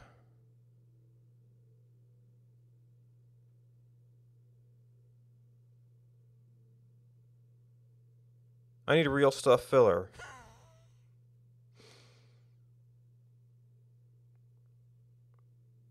Oh, wait. Delayed commit is based off delayed commit map.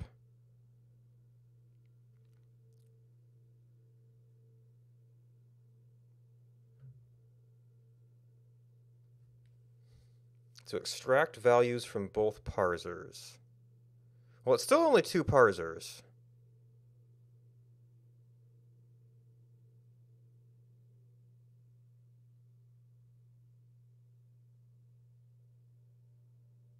But I need to run both.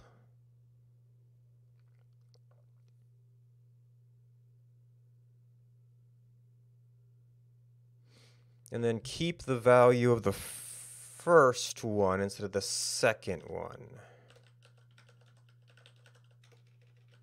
This does not seem like a very extendable system.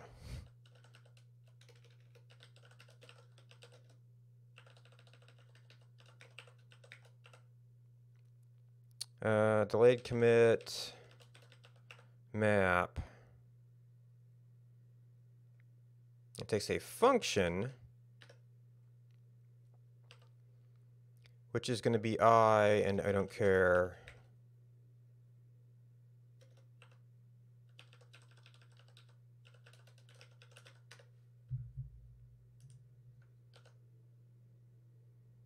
Oh. Okay.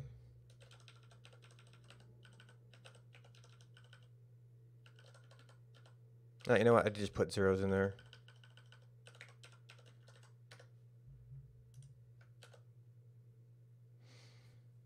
Okay.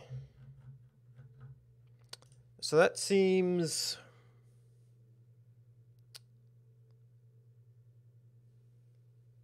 a little bit obtuse.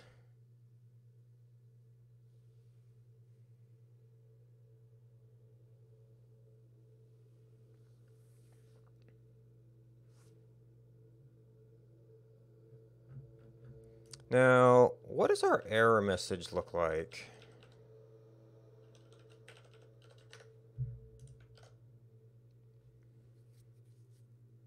Expected instead of error, source 3x, problem expecting symbol S.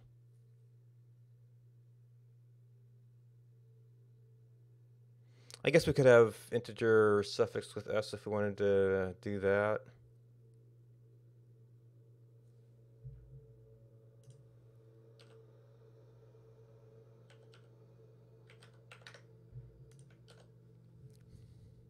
Expecting symbol X.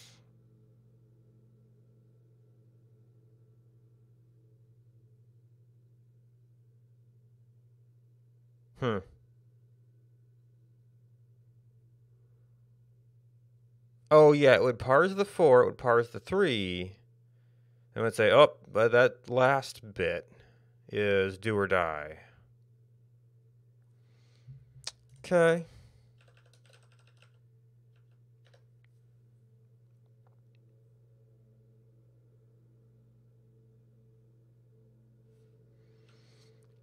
So this involves a whole bunch of parser stuff.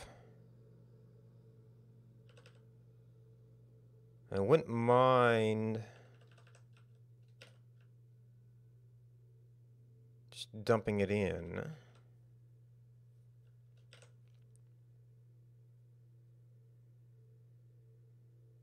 So either I have to add a whole bunch of parser annotations, or I have to make a separate support module for stuff.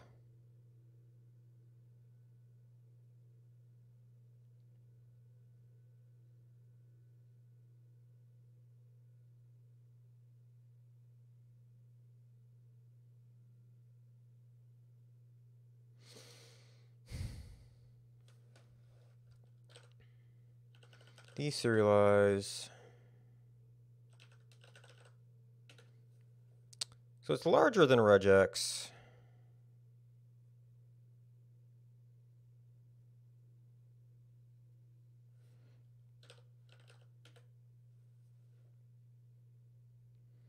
Delayed commit map is a little meh.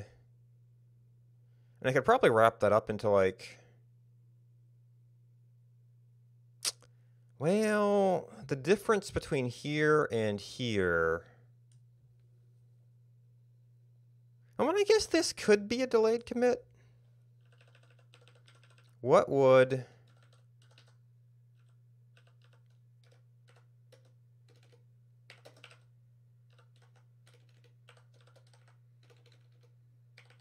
the error messages look like in that case?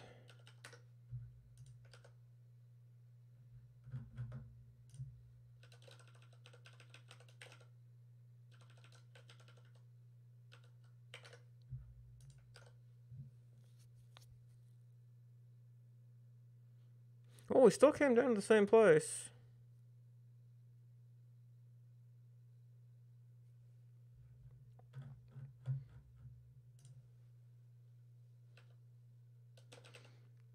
So I could do int and suffixed int.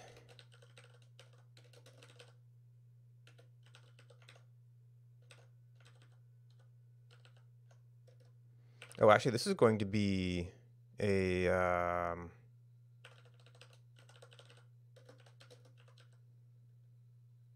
I guess it could technically be a character,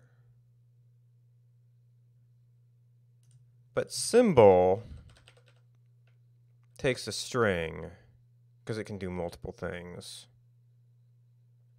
or multiple character things.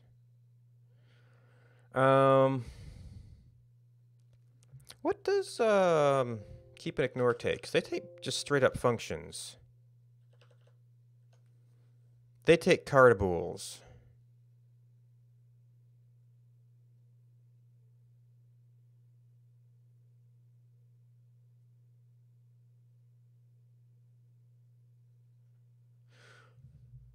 Well, now, huh?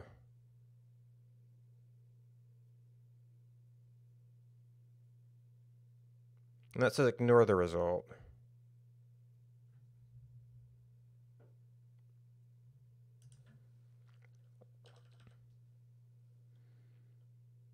Well, that's the easiest way to specify a character. That could be a function that does it, but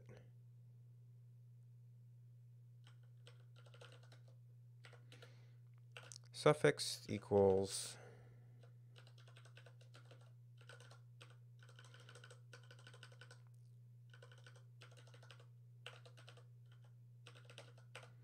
I mean, I guess I could actually do symbol there, but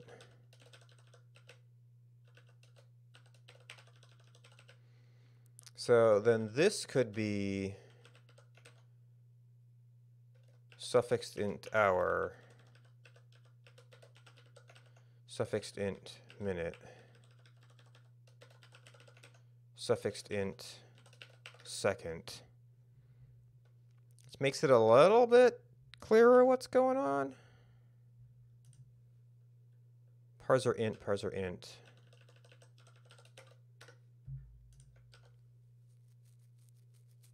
Oh, and there's the error message. So in this case, we could do suffixed int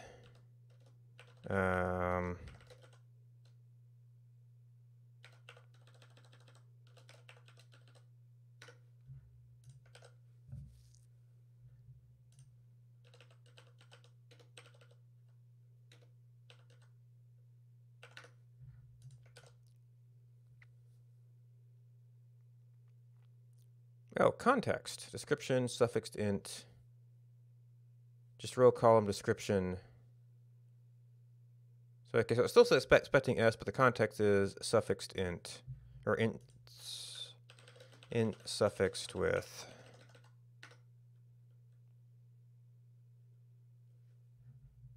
And we passed the integer, okay.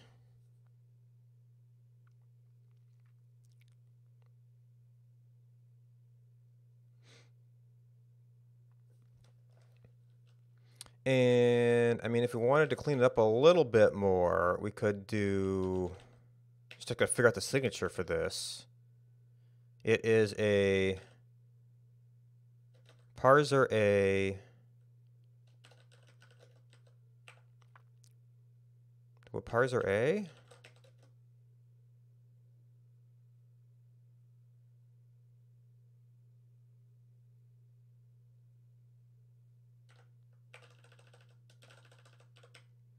Equals one of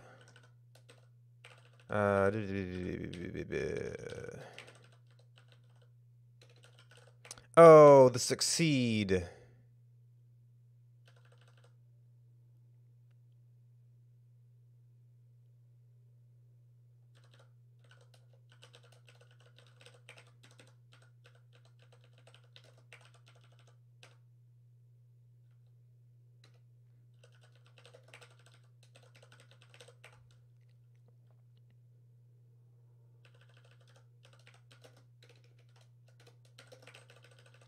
So now we could say with default 0 suffixed int h, with default suffixed int m,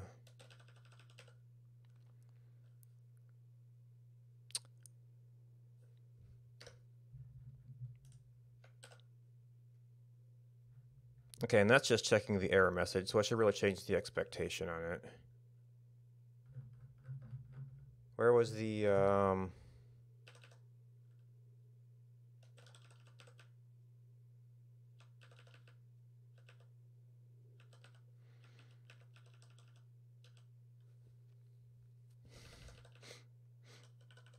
parser run duration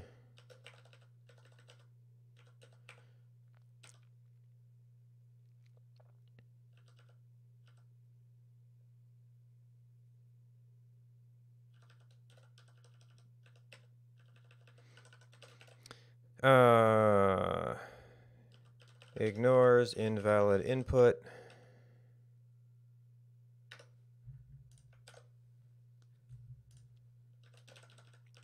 And we should probably also check like if there's no suffix. Oh, I'm not seeing what the message is. But, oh, I'm still debugging it. Bad repeat, yeah, okay. Context int suffix with s.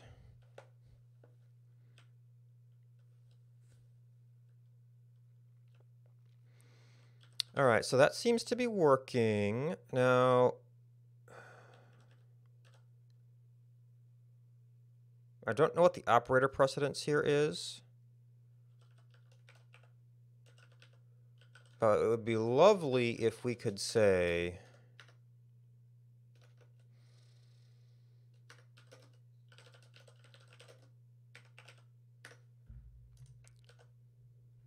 nope. Well, we have to parenthesize the entire thing, at least. Okay. And yeah, I bumped caps lock, didn't I? You can do that to make it match up a little bit better.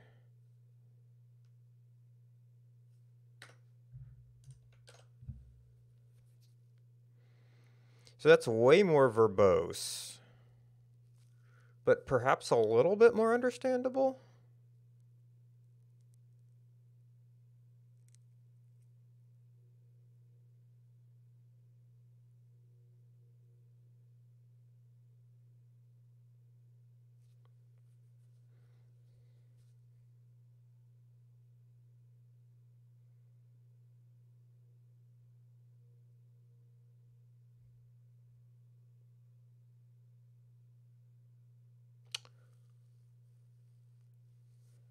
So how does the, oh, all of their multiples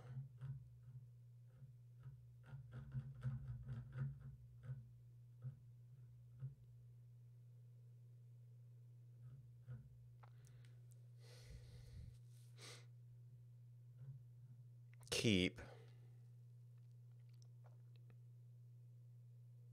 parser of blank.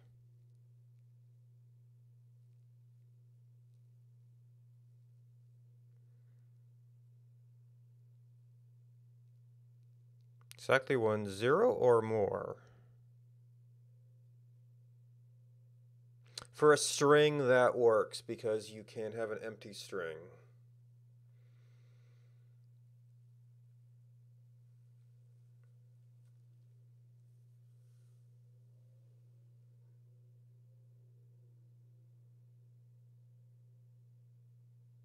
Because with default is kind of a 0 or 1, but we have to have a, we're looking for a parser of a number. Actually, if I parsed out the string, I don't know how elms to int behaves with an empty string.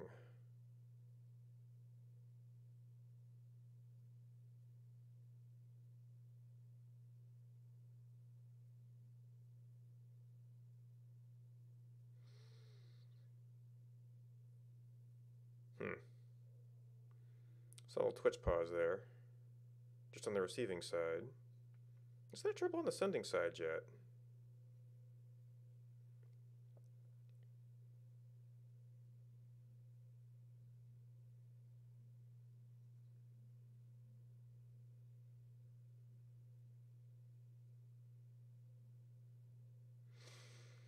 And the way it's set up, the way it seems to be set up, is they expect you to do succeed function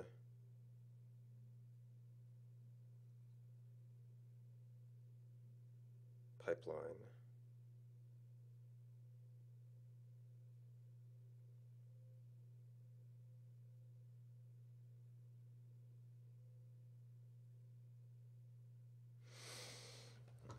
All right, well, let's.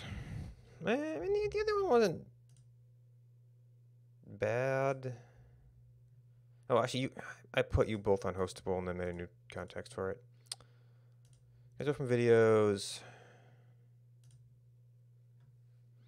Get check out parser combinators.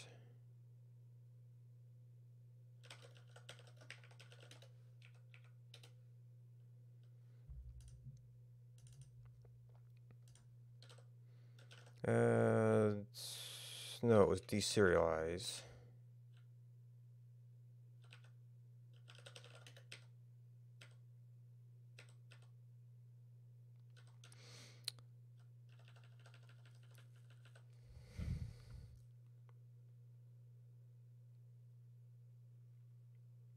So actually, this will probably end up looking similar.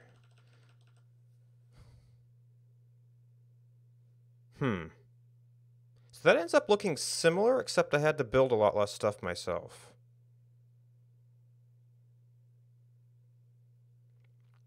So then I guess the only thing we've got is that part of this exercise was to get rid of regex.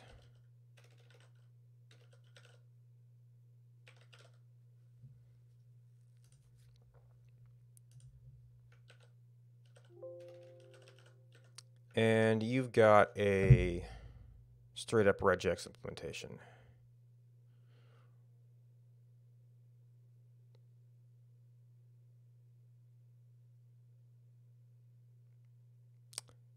But when you come down to it, that's essentially the same.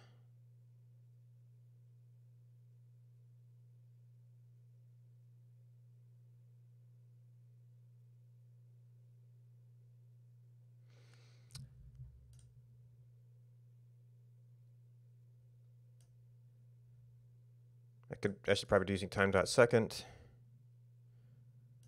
This is the same function. We've got operator here instead of the succeed. Add to write optional. This handles the delayed part somehow. I like optional. Or maybe these things are implicitly delayed?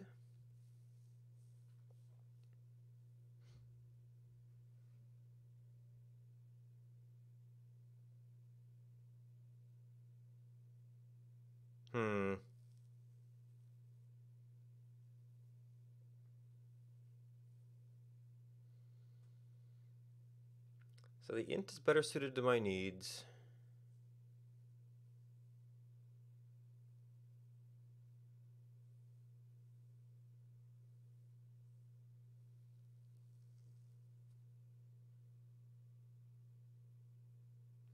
Yeah, so that's those annoying trade-offs in software. We've got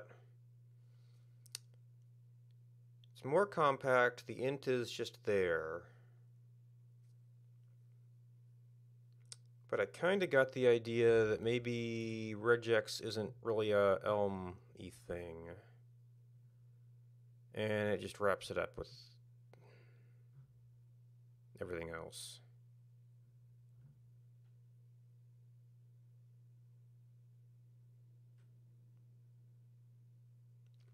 I guess I don't know I fully understand either library. The comparability in the results maybe helps a little bit.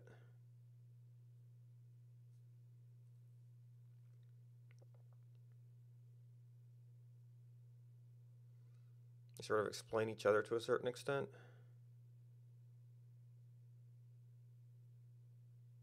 Well, the other one has fewer operators.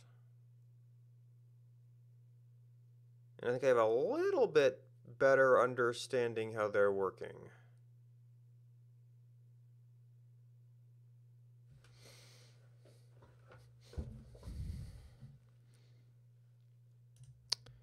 All right, so we were working within this project. We want to, now because there is some, especially since there is so much stuff I had to develop here.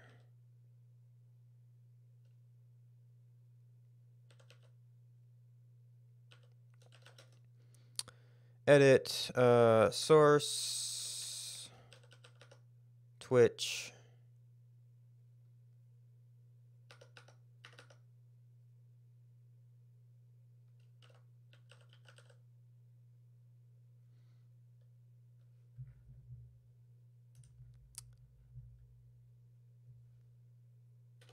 Nope. Just pars.elm. Was this module? Twitch dot. This could be deserialized.pars. Maybe that's too much.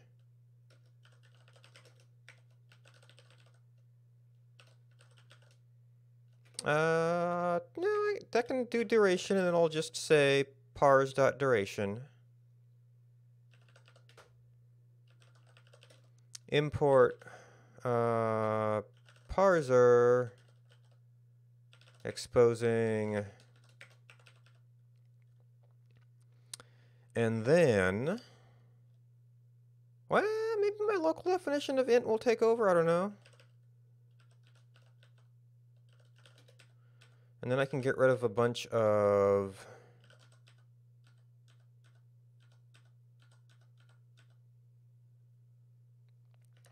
this stuff. Oh, you know what? I'm going to have to expose int because I was testing that in my test stuff.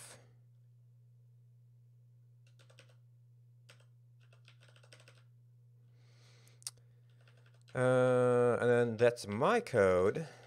Import twitch.pars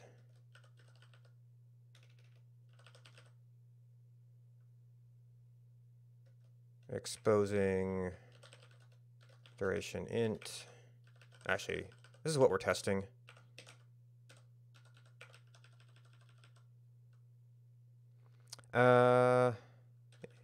You probably don't need anything fully exposed. Oh, this stuff is actually going to be for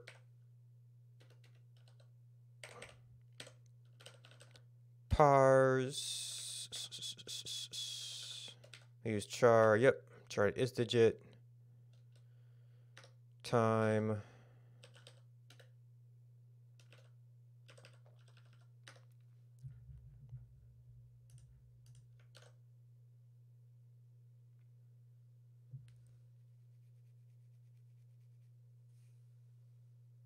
How did you change?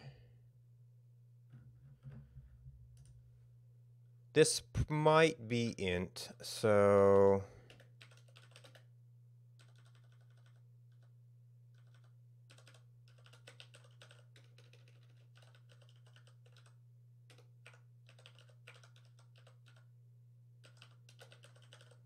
because the other package had an int as well.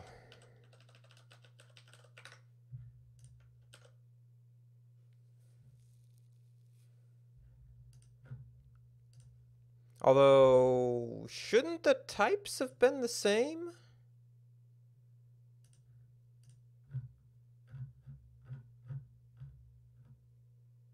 parser int.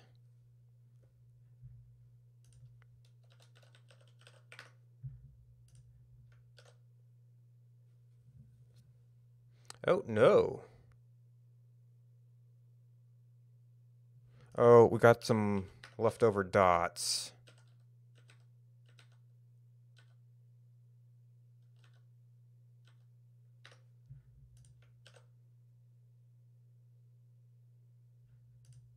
Oh, and we do... Jeez.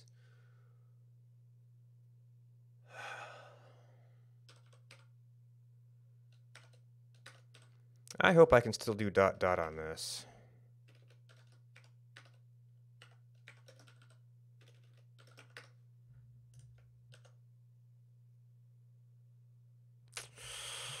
Oh boy.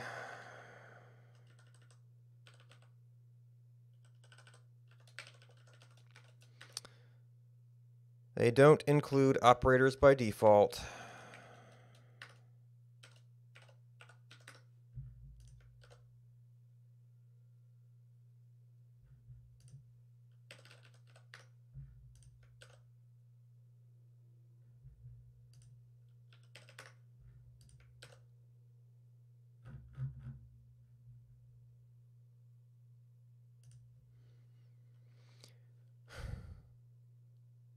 Why do you hate me? You can do these as separate names, right?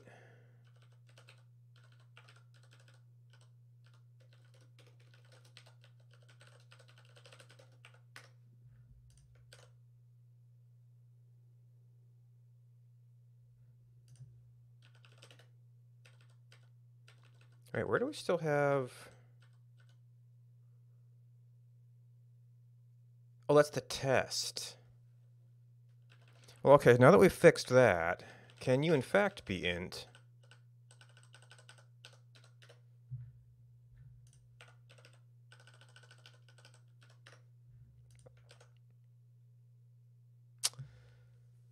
Oh no, cannot find variable was in the...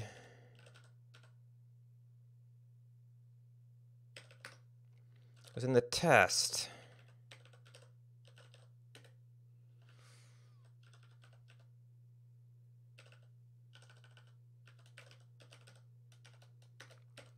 As far as I can tell, and actually that's the only one we're using in here.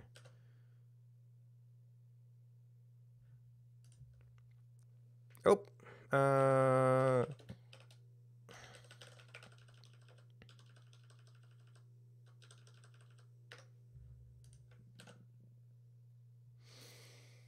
okay.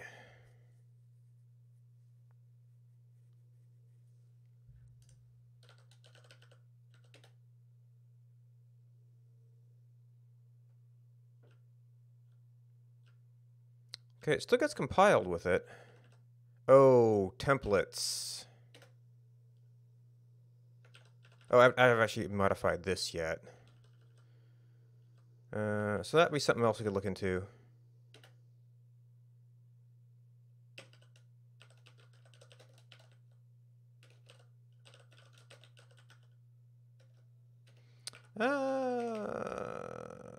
Module Twitch. All right, my code as pars.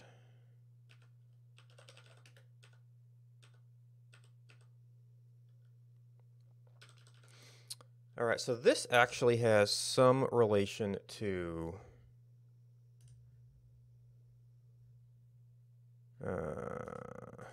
what we did here.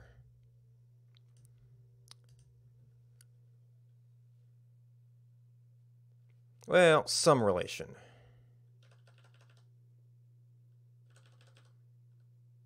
Map S.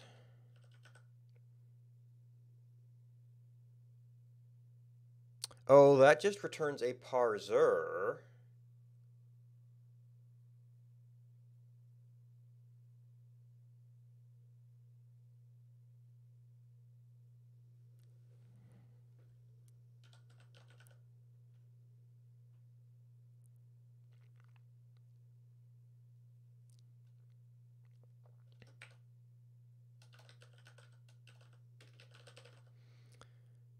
Parse.duration. Oh, I included end of input in there.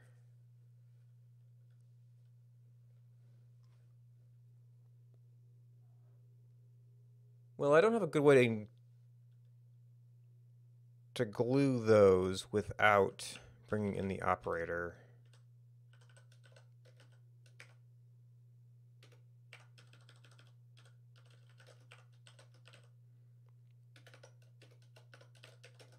Okay. Duration is duration. Air is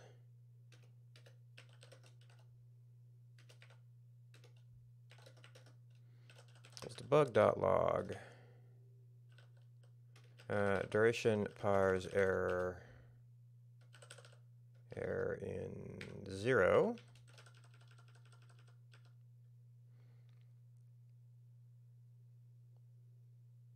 That's consistent with what it was doing before.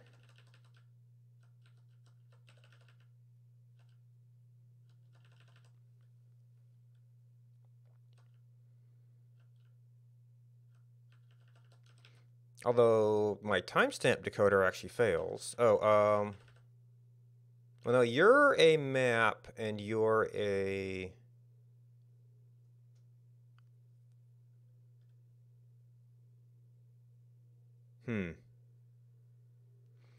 There's the interesting question of should it fail?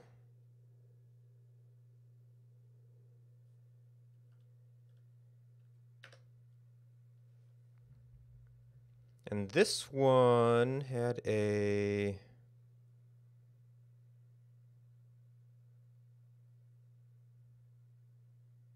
Oh, nope, we were just on here for the test.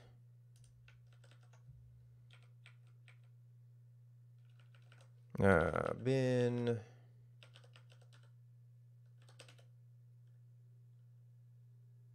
Oh.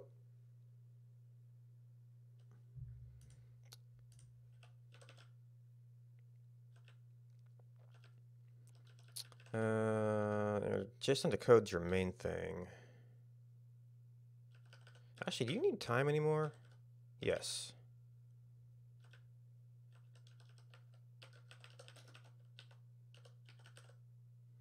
Parser. Not necessarily exposing anything.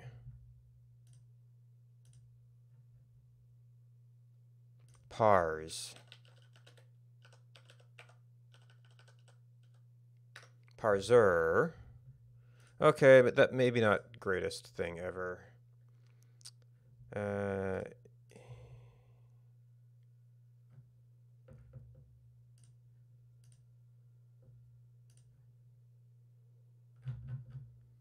Parser. Was it not parser.parse? Parser.run.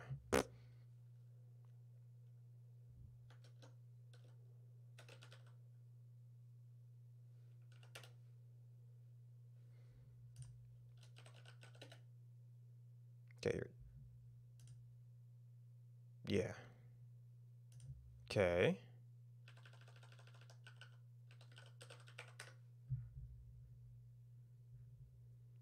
So you need to get somewhere where I can see you.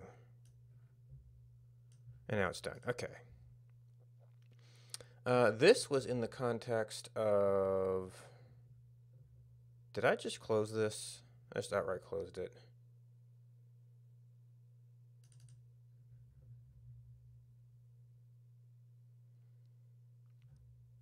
Alright, everything's good here. And I think I actually saw... Yeah, you're no longer solid purple bars. So we fixed that, definitely.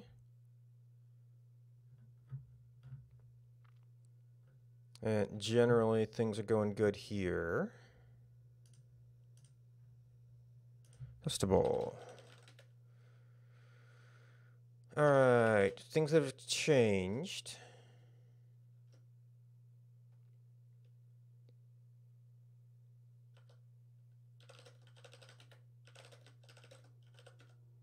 Add source test.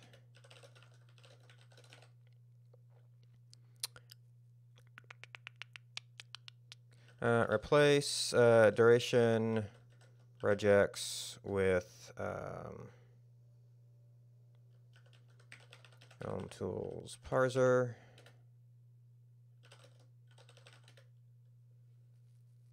I didn't make a branch on this one. Oh, no, I made a branch. I didn't switch to it. All right.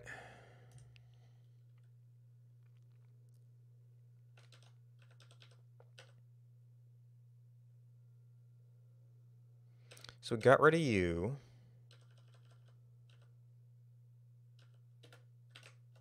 Oh, you use it as well?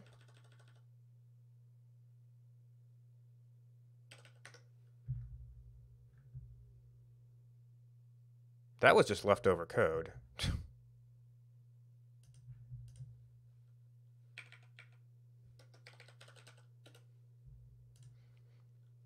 Maybe I had that in the view at one point. Now, template. Well, I want to be actually replacing.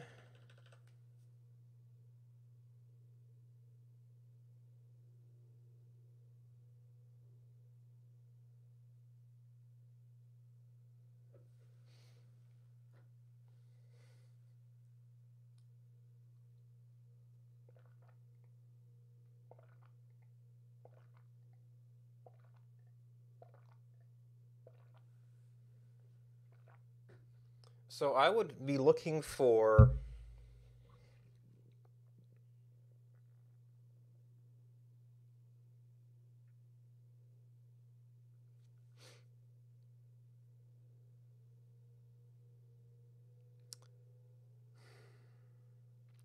anywhere in original string.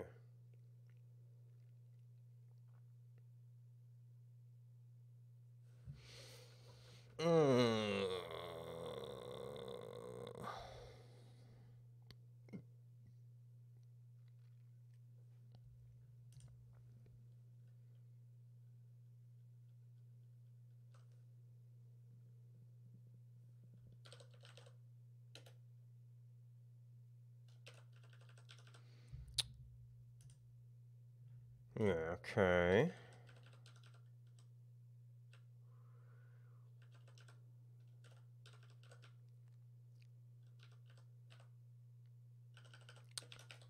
Describe a string or a place?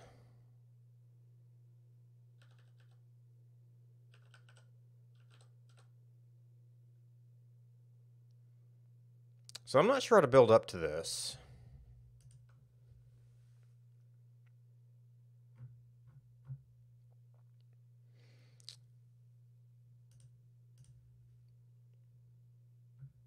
I need to find something. I don't need to. Well, I guess what we would do. Well, what are the string methods? Because if there's a string method that does everything with indices, then the indice function or the offset functions could perhaps be good for that. Split join. Take a substring, give it a start and ending index. Take the left, take the right, drop the left, drop the right. Contain starts with formatting. Map filter.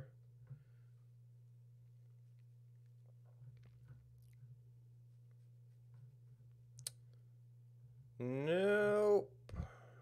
We'll have to break it into pieces and put it back together.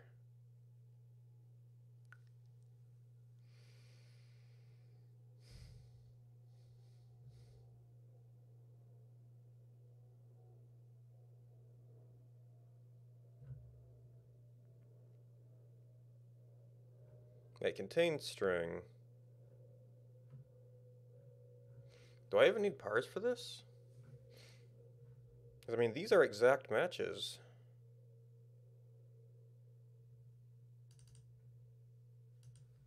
No.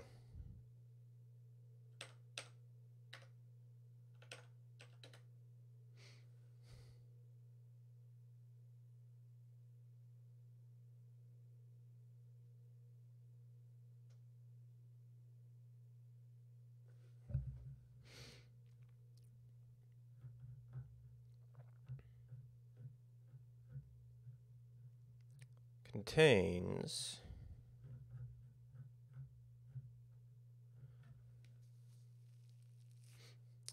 slice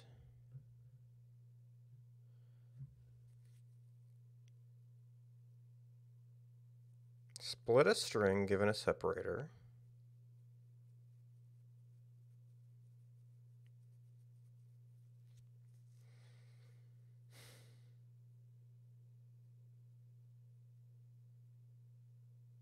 so it doesn't really fit the parse example.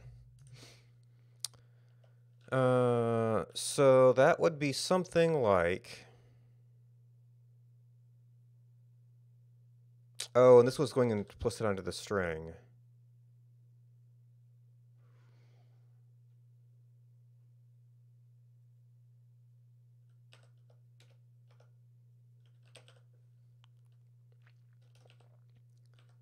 Split on width.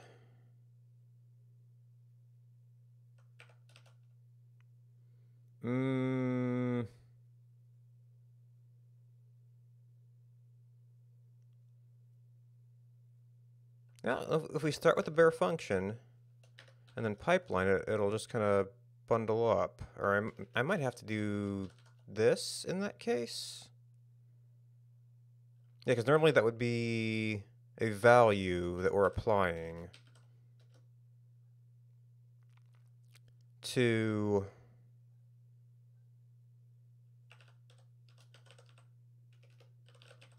probably string.split, string.join.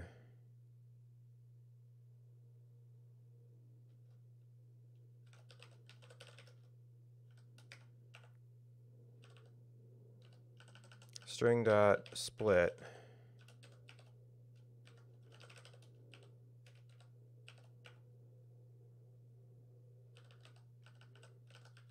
String.join.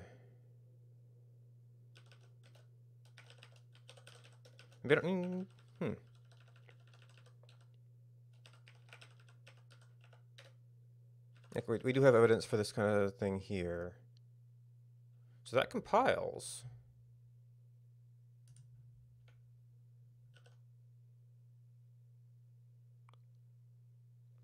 Image template URL.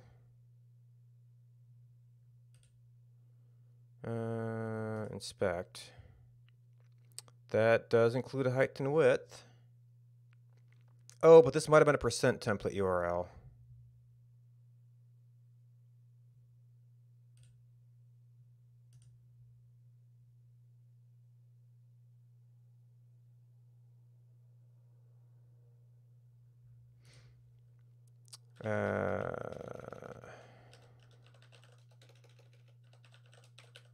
Template URL.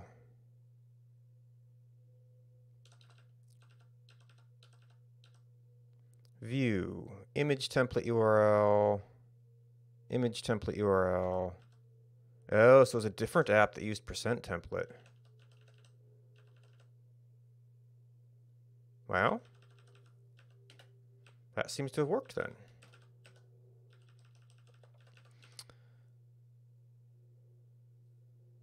And then the only difference here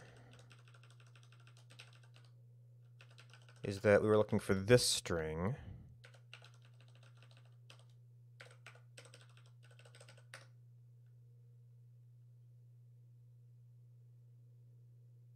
And you don't actually use this method, so it shouldn't affect anything.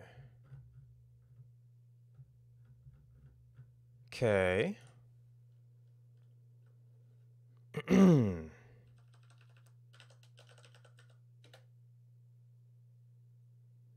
All right. So that gets all of that out.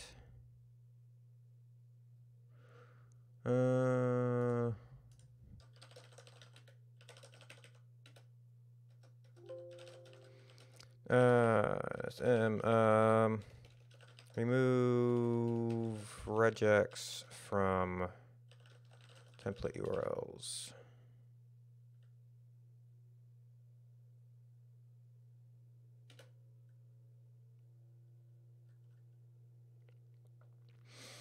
All right, and then that's all Twitch stuff. Source Twitch. We added you, did that, and updated that.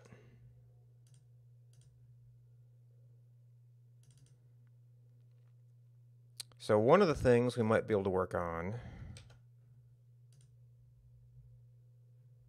is further working on the Twitch API. Schedule from videos, check out master.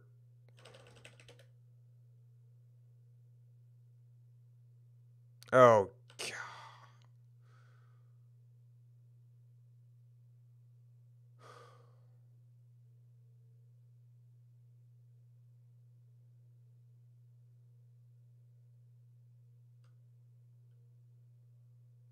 Yeah, that's the wrong branch entirely.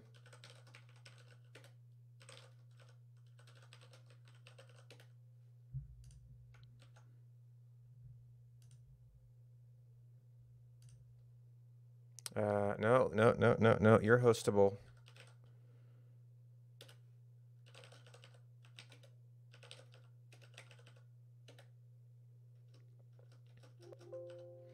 Now you...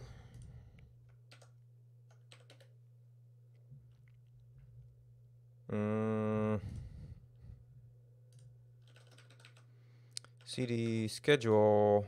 We're just been using Elm Reactor so far.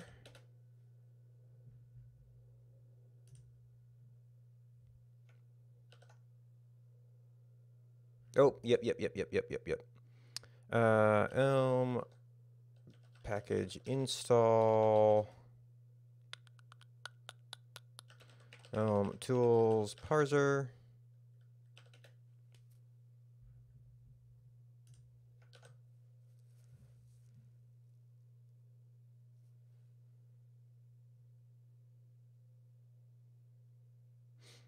All right, that looks reasonable.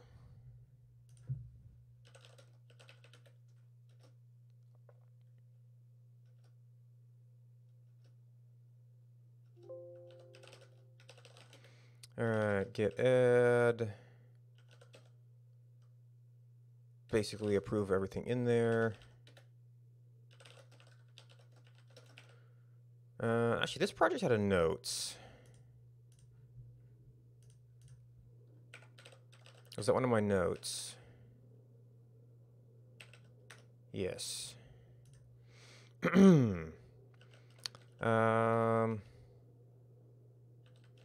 Replace regex with Elm tools parser. And you can use template URLs. All right, so I can't quite do it yet because... So, well, let's get into the docs. So, to make an extension, you have to go through developer onboarding. And it's entangled with the partner and affiliate process because they use the same pipeline. The consequence that you cannot, once you start one of these two procedures, you're stuck in it until you finish it.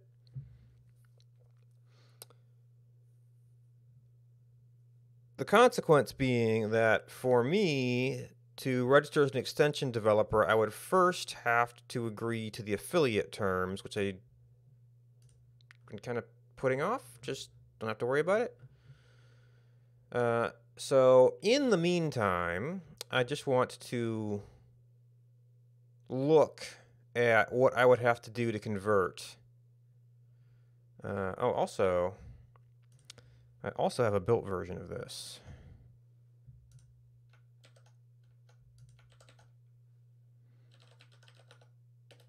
And this monitor show wants to work for some reason.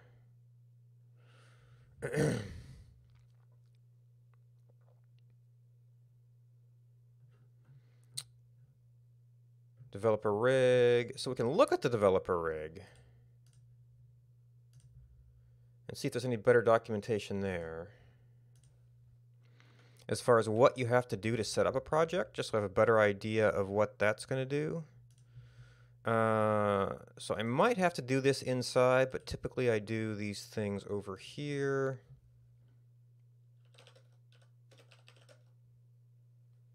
And this uses the funky Linux middle mouse click to paste.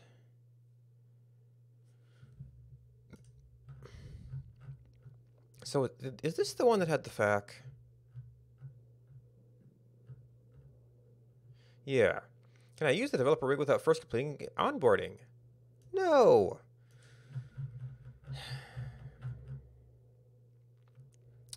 But this should tell us something about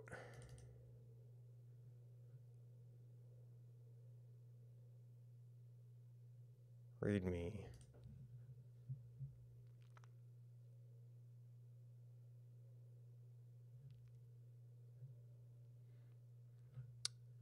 Getting started, clones repository.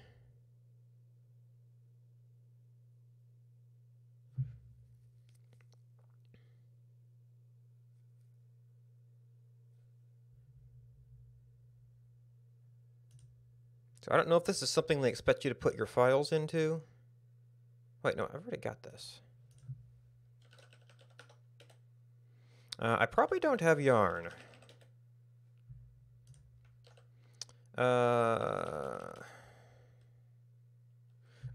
And topic change.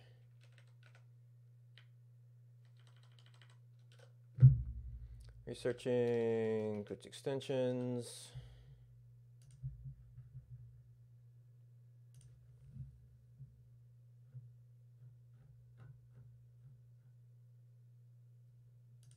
How do we get started? Installation. Windows stable. Okay. Let's hope it doesn't require any system restarts or anything.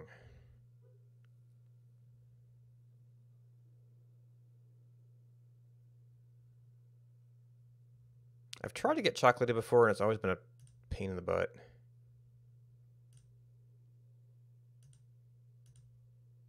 I probably am going to have to restart terminals.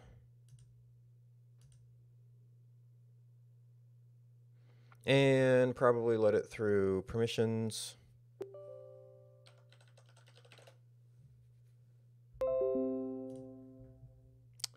Oh, yeah. I pretty much have to turn protection off for any kind of installer.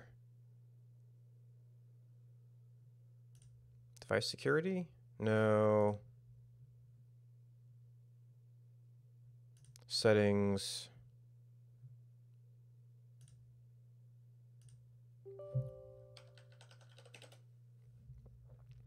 So where'd that installer go? I need one in downloads.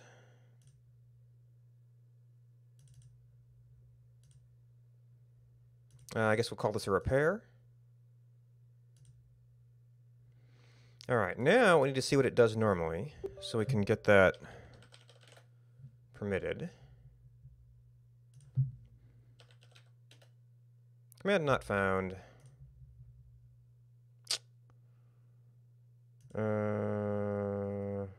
Offsite.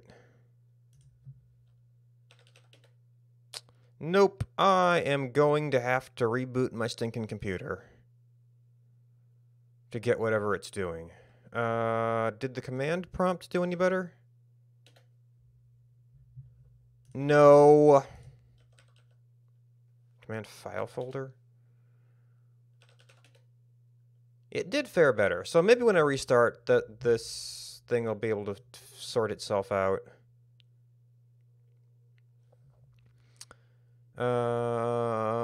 I could try to see, because Windows doesn't want you to do command prompt here anymore. I could see what this does for at least the yarn install command. Not recognized. You have the same problem as the other shell.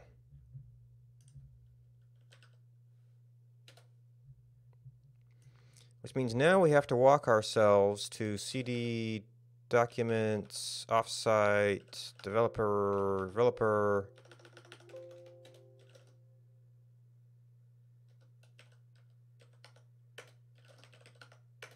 Oh, off-world?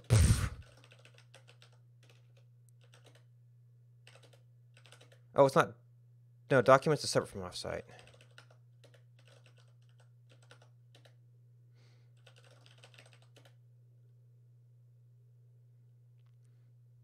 And now we'll see what controlled folder access has to say about that. Clear that out.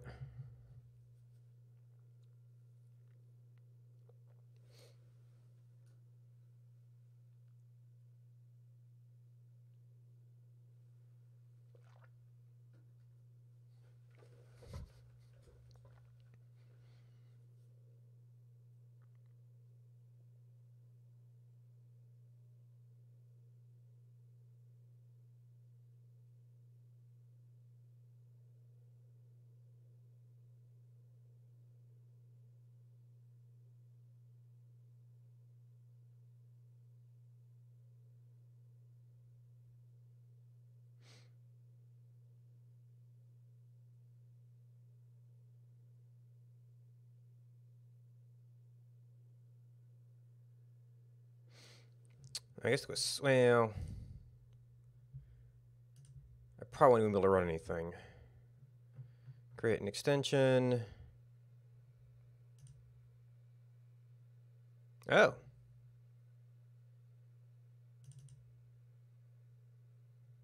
Well, there's not like a .yarn directory or anything, so there was, oh, it did make a yarn.lock. Okay. Maybe they're actually aware of that feature.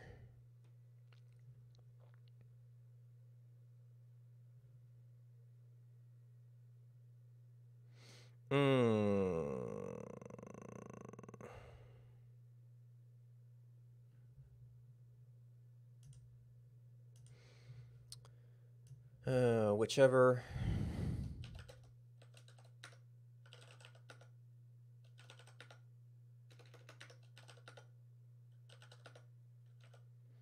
.32 drivers, Etsy, hosts.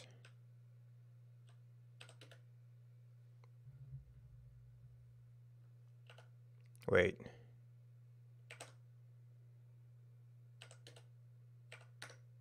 Read only. Okay, so that split would be on the right side.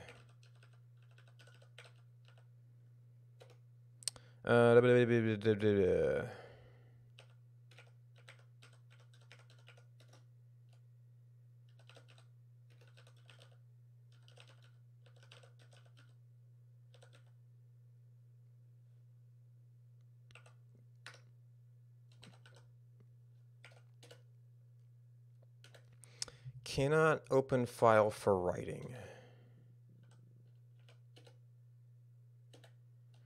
Okay. So we're going to have to get a new...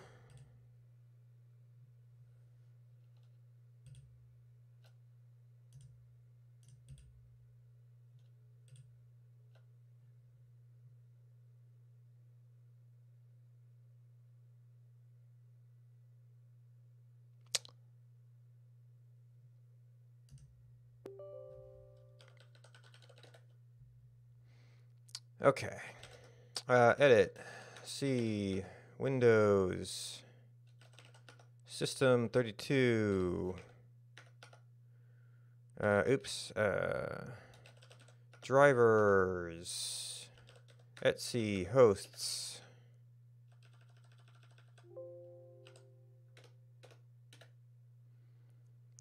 One 127.0.0.1 to localhost.rig.twitch.tv.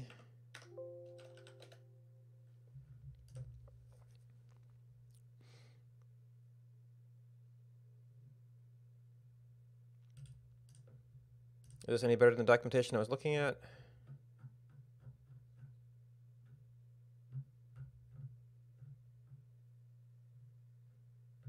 Nope, that's not very useful.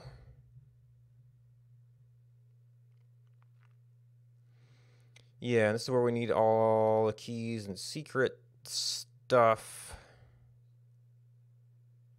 We're not going to have a client ID.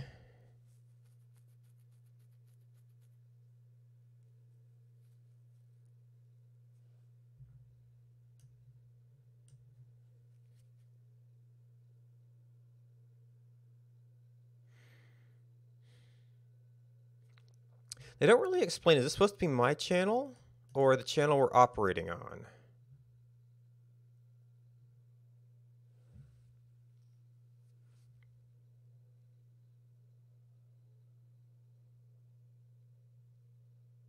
Minus S secret.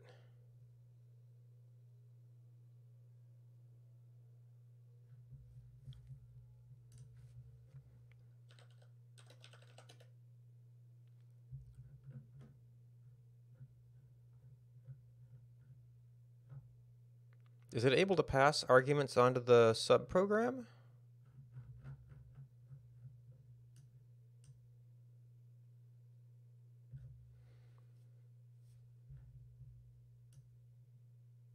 I guess. Alright, so we're just making stuff up right now. Oh, and I do have to run yarn, so I do have to use command. Okay. Client ID equals none. Ext secret equals none. Ext version equals 0.0.0. Ext channel equals wondable. Ext owner name equals wondable. And start.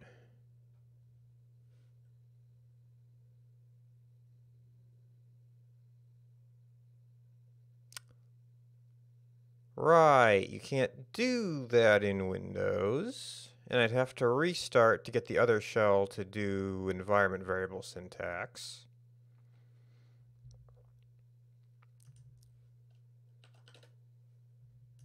Alright, just get these out of the way for now. Location of your config file.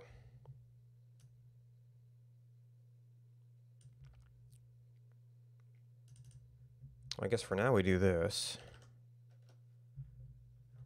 And could be a JSON.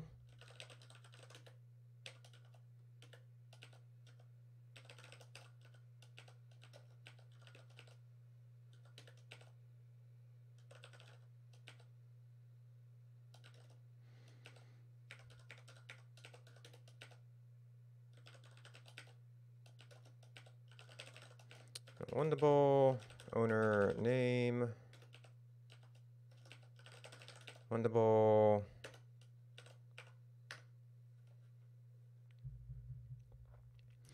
All right, so format 2.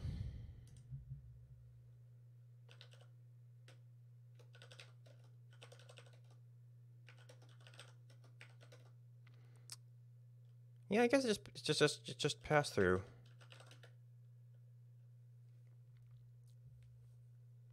Cannot find module shell.js.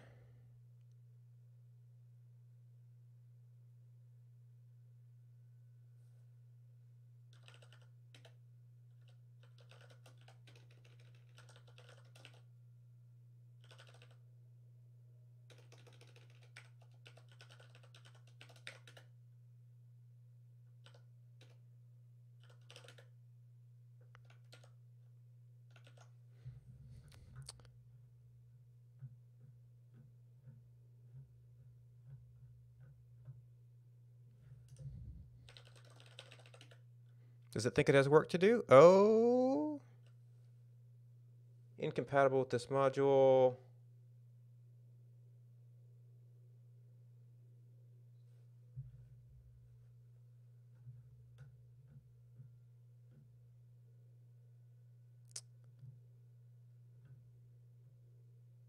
Okay. I guess I didn't see. Yarn and Node.js.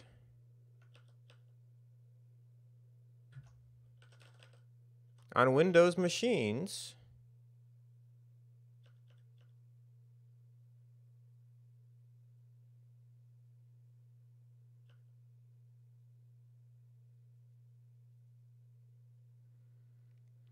Does that mean...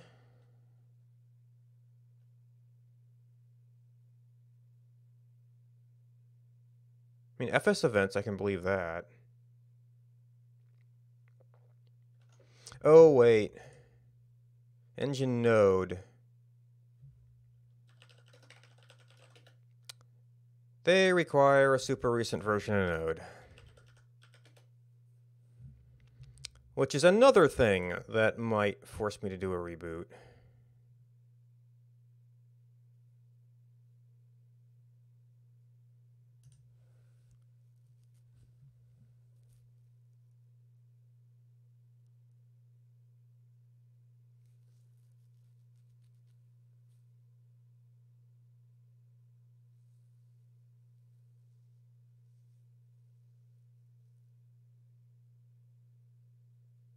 Okay, that one is excluding from installation found incompatible module. That's all I do in install anything. Oh, and once again, this is going to be an installer.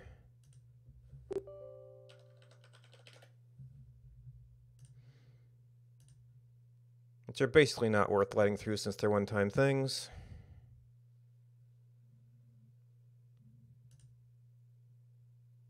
Oh, okay, it wasn't quite done.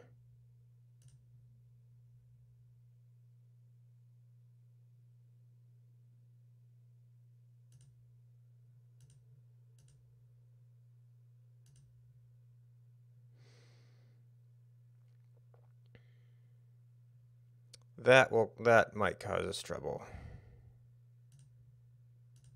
with our various shells and things.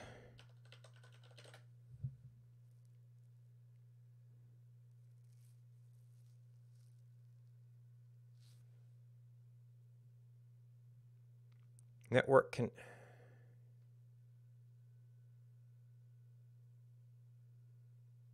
Okay, Windows event log, fine. I just kind of left that open.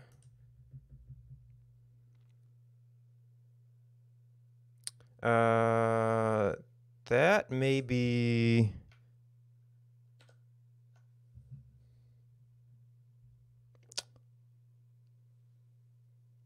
Connected devices.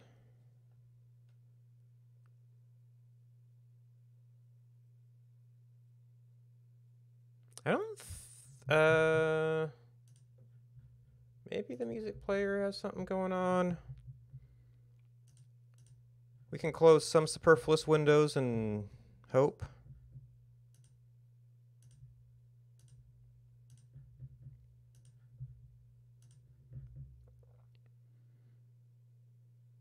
That really shouldn't. That's Java.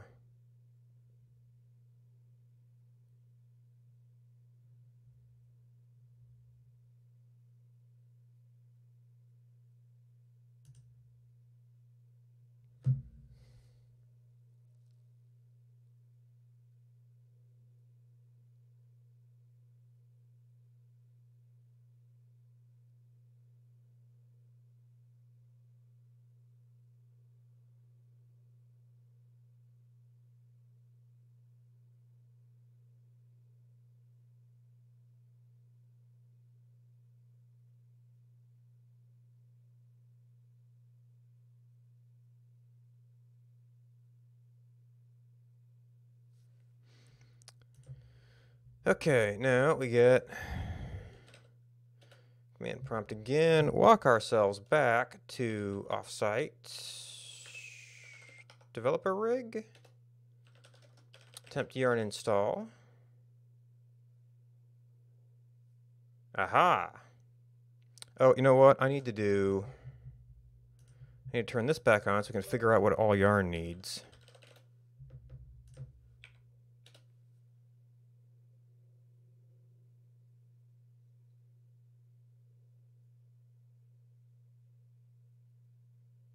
Oh, didn't they make a yarn lock before, so maybe they figured out how to get it whitelisted.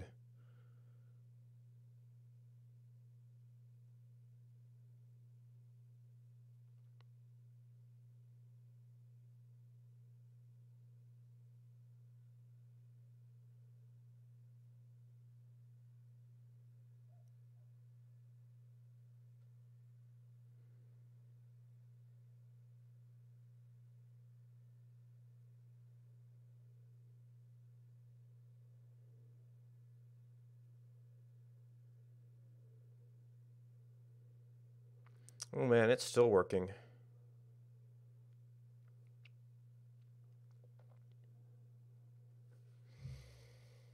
This must be quite the beast.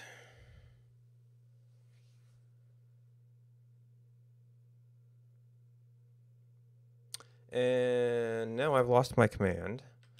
Yarn start, minus S none.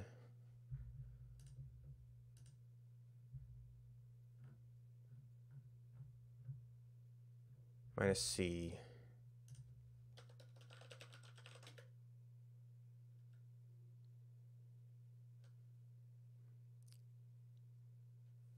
Ah, yeah, so this would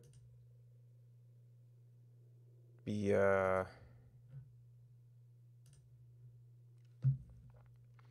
missing configurations for rig, X client ID. Client ID. No, it might have said, this might actually be saying invalid client ID.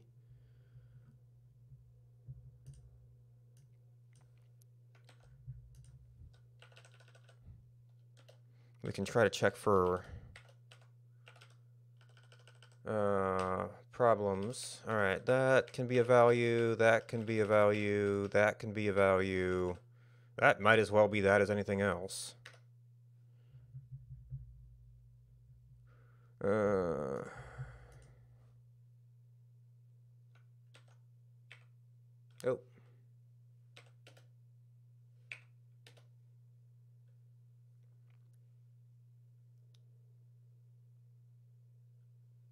Wait. Attempting to bind host. Okay, there were some errors there, but it pushed past them.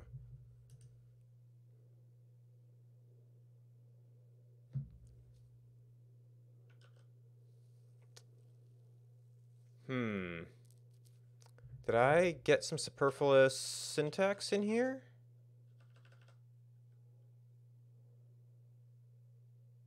Owner name, client ID. So maybe it didn't like that syntax. I don't really expect this to work because we can't get a real client ID. Oh, we actually got an extra character in there, which means we didn't specify a file. Okay. That bungled my syntax there. Got an extra Y on the end of my config file. Objects not valid as React child. Well, I haven't actually defined a thingamajig yet.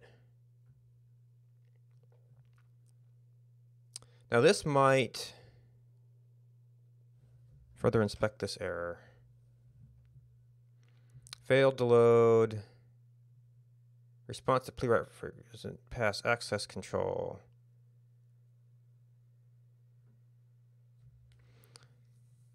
Objects are not valid as a React child.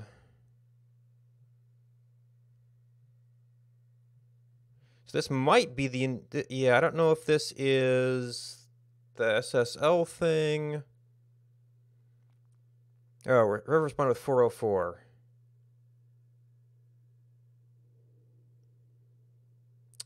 Oh. Well, that's just an API call. Must provide, you're not the one actual. So network.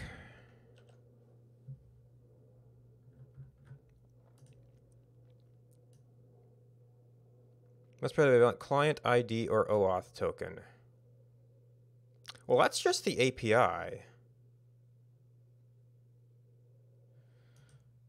So let me see about just getting an API key as our client ID. My applications. Wait. This is actually going to be... Well, that was a localhost testing.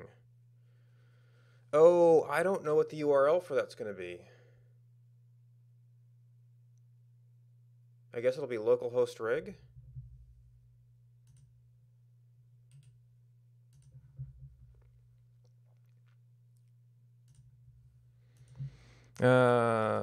Schedule from videos, extension testing, category,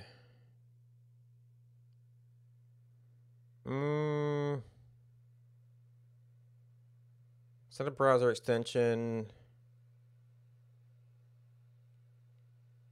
The Twitch website integration.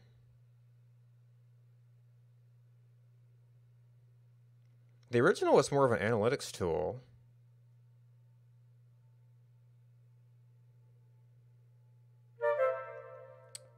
Gamer Cyan, thank you for the host. Did that say, that didn't say auto host, how you doing? How was your stream? I'm doing a little bit of stuff off screen just because there's some IDs involved at the moment.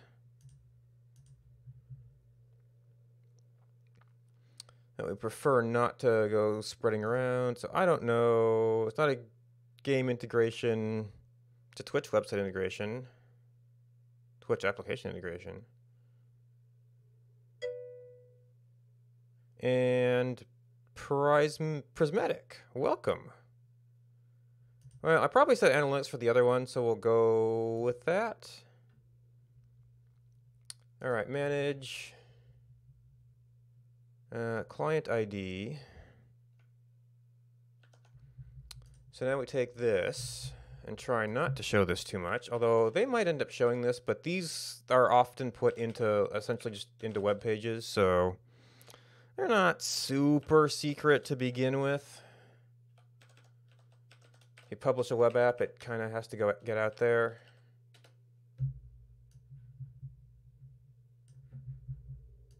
All right, and then back out of that so it's not showing. Okay. So now I think I have to actually oh, it's like opening a new terminal every time. So you have to restart.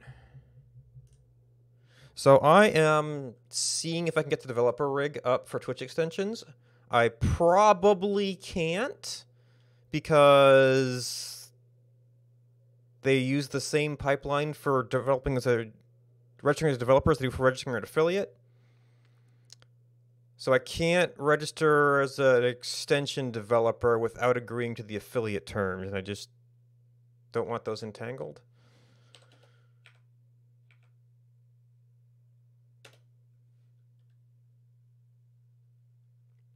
So we can get rid of some warnings without, if we mess with SSL stuff. Unable to, oh, yep, unable to retrieve extension manifest. So it's not an outright error. But that API key is not for an extension, so this is exactly where I kind of expected to have trouble. No extension defined. What is this? Extensions search. That might not be a documented API.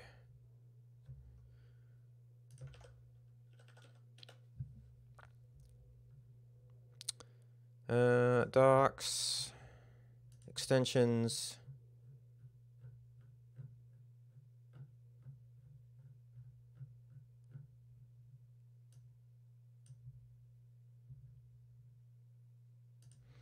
New Twitch API. Reference.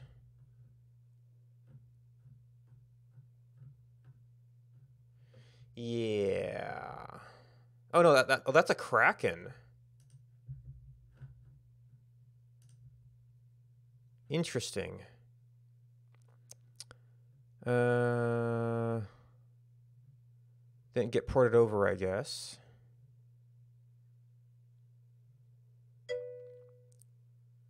So Twitch has had multiple versions of their API. This one was variously called V5 or Kraken.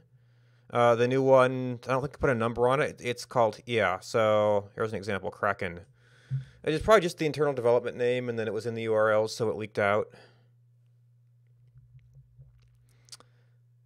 Yeah, that's not a documented thing.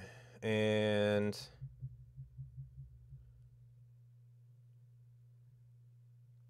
extension search, it's probably using like some sort of implicit API key auth to figure out which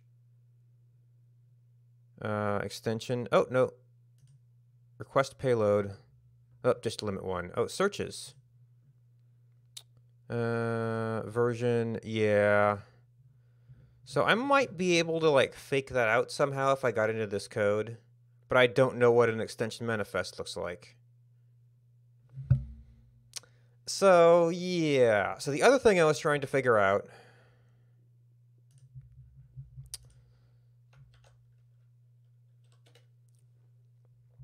is what does the process of doing this look like?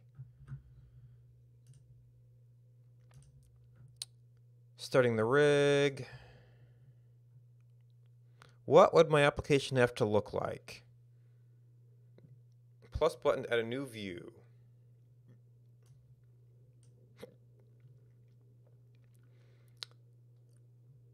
So there's broadcaster live configurations, rig console, rig.log.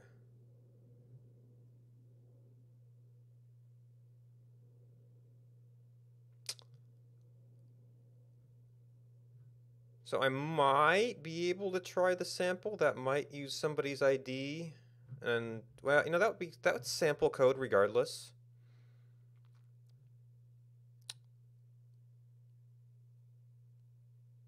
Links to a sample. Oh, by default. Oh.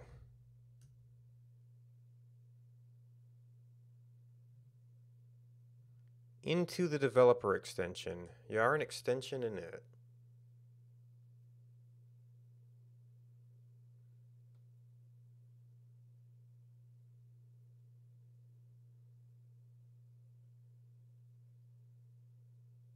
For the front end assets, use the host command.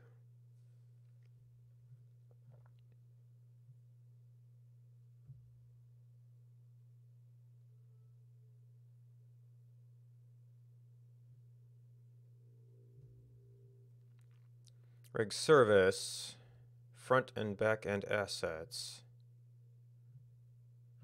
Well, all right, so let's see what an extension looks like.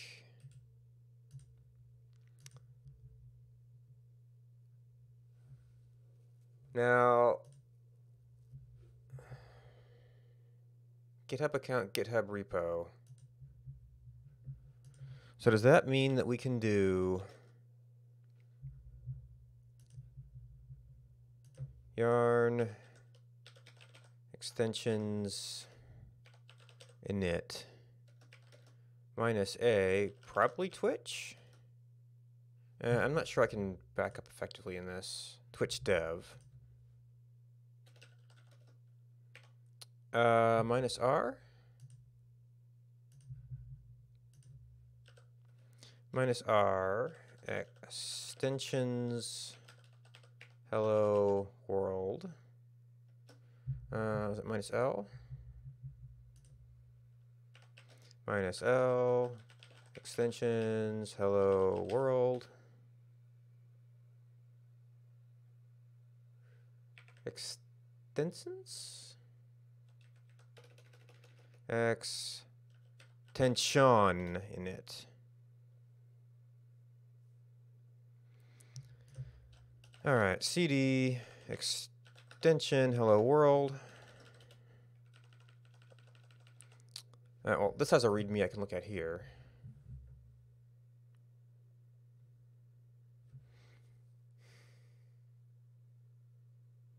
Change the color of circle.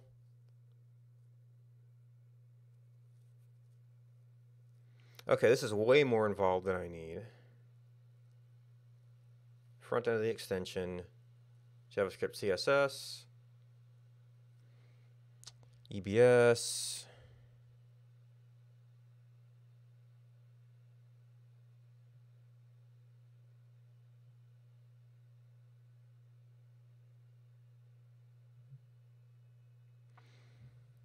Backend service, npm run cert. Place it in the config directory. Oh, that's right for the backend service. So this tells me nothing about how to actually structure this thing. Services front end.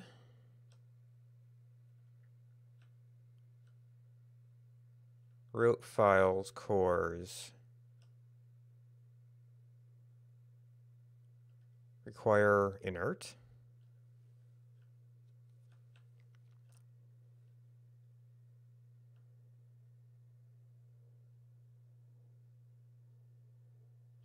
This might just be a static server. Awful lot of stuff for a static server. Generate cert, public. Config live. Oh, this is a video overlay. And a viewer. Extension files, helper. Joey Schiffer AP, thank you for the host.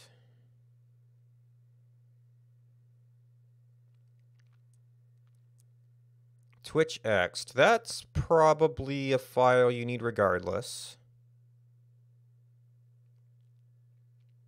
They're using jQuery. Configure this, just kidding, hello world. There's a config script. Maybe that's provided by the developer rig? If I still had it up, I might be able to check that. So that tells me a little bit, well, yeah, so the config, wait, there's, it's config.html. Oh, broadcaster page. So that's like the extensions back end.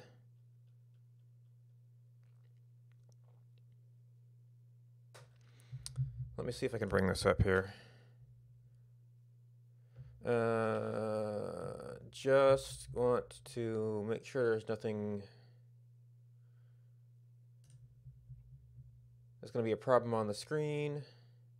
Oh, they've added they've redone they've actually published some of the updates here. So I don't think there's anything problematic here. So extensions, we've got this, I think, is config. Oh, no, so that's a static thing, and then this is config, which in this case is just some static information. And then there is also a panel on, no, there isn't, extensions. Yeah. So then under live, which is, there is an extensions thing, which has this, which is probably the live config.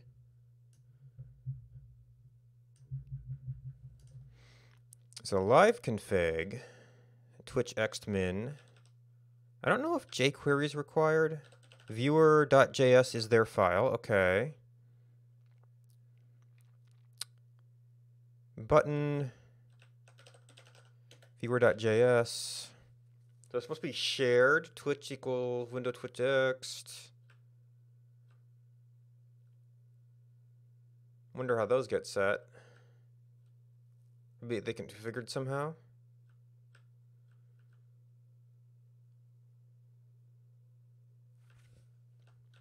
Set auth.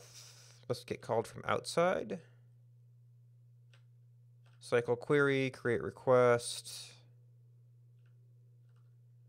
Uncontext, unauthorized, update block, log success, cycle click, Twitch listen broadcast. So there's viewer.html,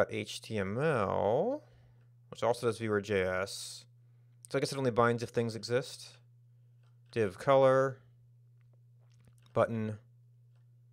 So I guess the viewer and the live config look really similar in this case.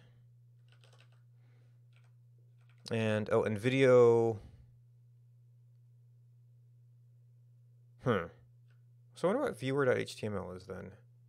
This is a video overlay.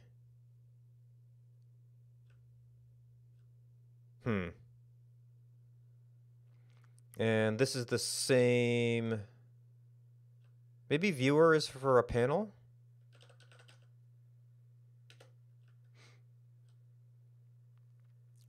Front end of the extension.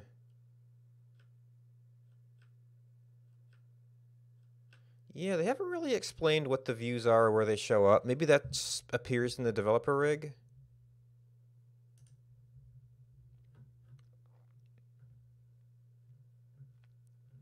That's extensions hello world. Sample extension.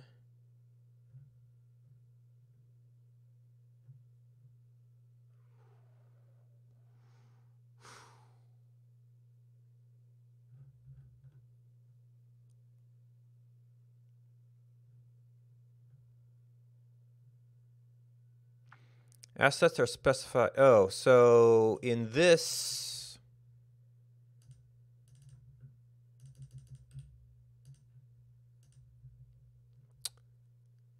Okay, asset hosting. Viewer path, config path, live config path.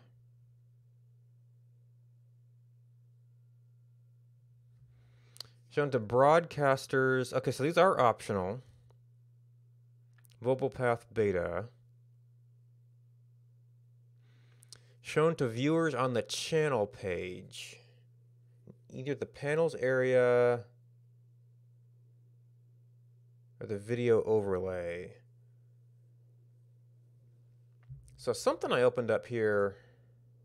I guess I don't really need that. Made my local viewer pause out.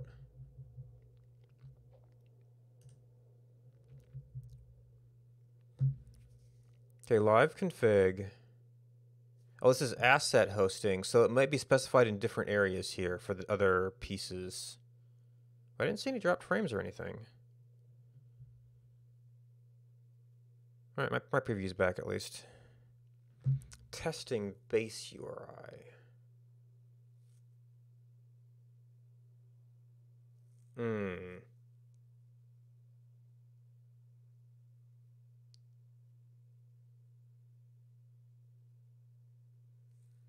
Viewer config, live config. So why are there...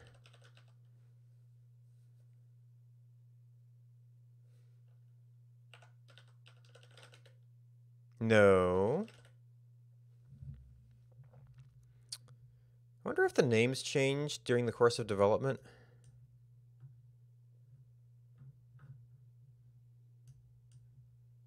Version status, version assets, or maybe it shows one of these other tabs.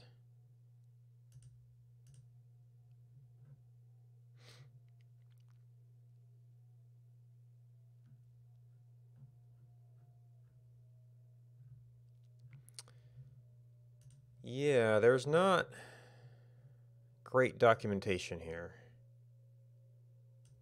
Maybe it's in different topics.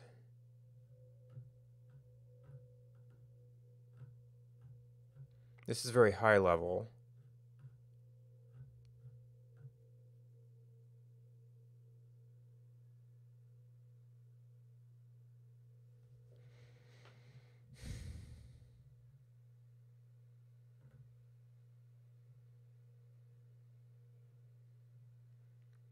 Keep it above the fold. Economy of height.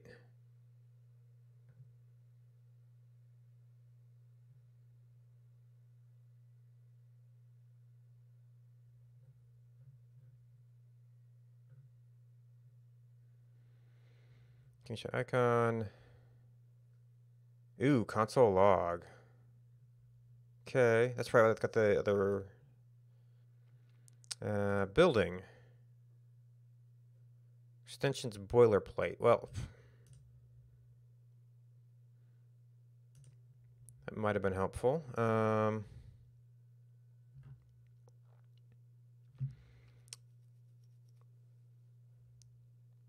Needs Docker for a boilerplate?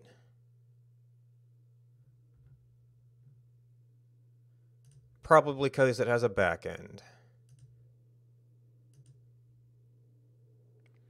Okay, so this is config, live config, and viewer.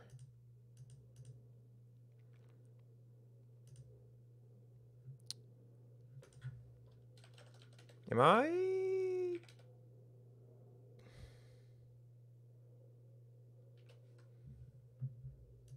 Hmm.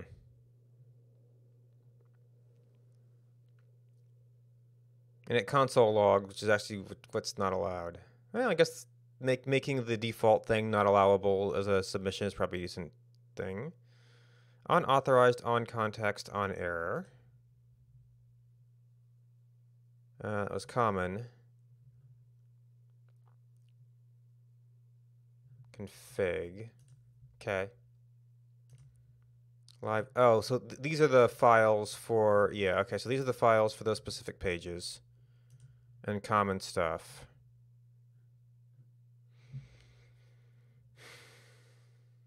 Which X. Okay, so jQuery is not required.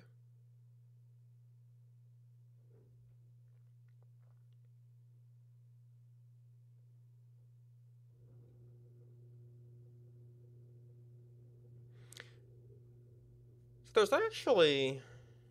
Well, I'd have to do something for config. Live config could be optional. Viewer. I presume this goes in the extension panel if it's a panel extension.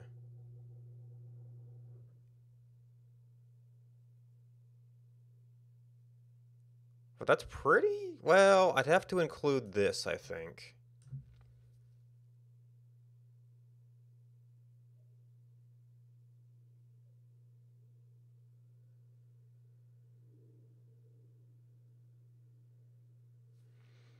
But yeah, they're not real clear.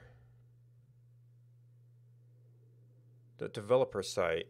Separate front ends.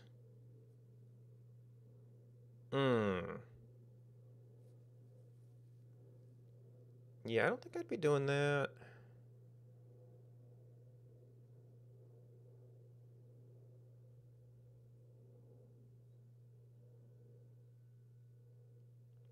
Twitch mobile app. Well, yeah, that's a whole nother ball of yarn.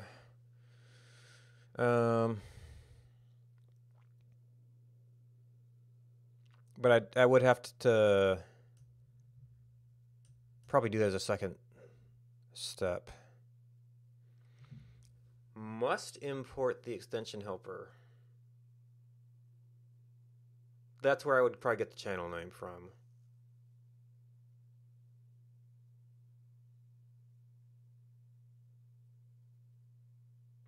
Viewer config, live config. Okay, there is an extensions reference. Okay, that's backend service.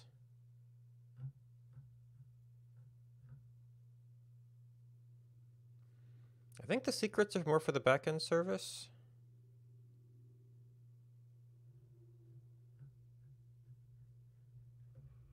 All right, anything else besides, there's reference, reviews, releasing and maintaining, guidelines and policies. Oh, you opened up somewhere else.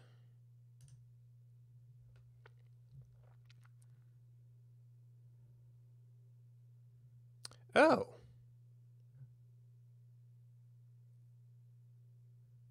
Get live channels, revoke, get. Oh, these are API calls. They're still lacking a good high-level overview of how the pages fit together and what's required in each one. time the JWT user. Oh.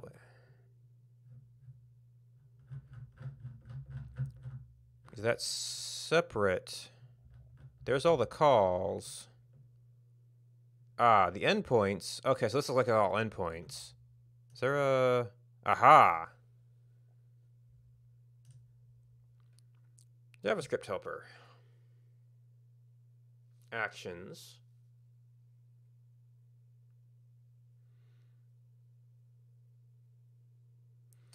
Version, environment. Ah, that's Twitch internal environment.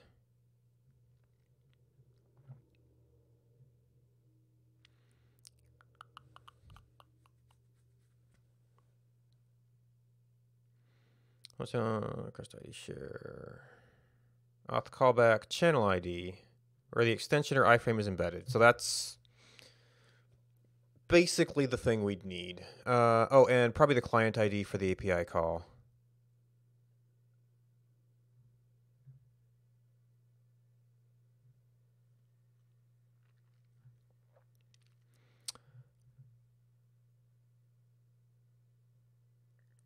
And I don't know that there's going to be any way... I mean, I can dummy data this to try and set things up.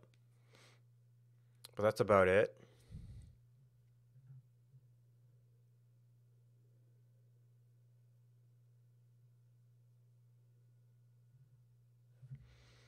That's actually going to have to be a port for me. Context. The helper was loaded into a viewer context, such as the Twitch channel page.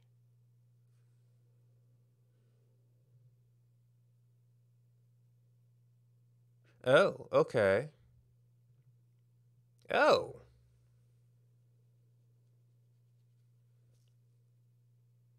Interesting.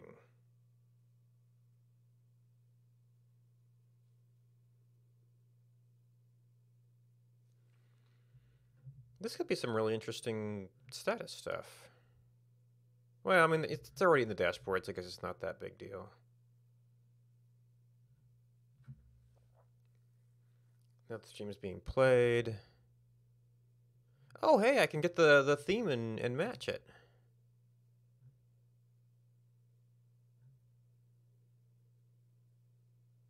That's only for XY.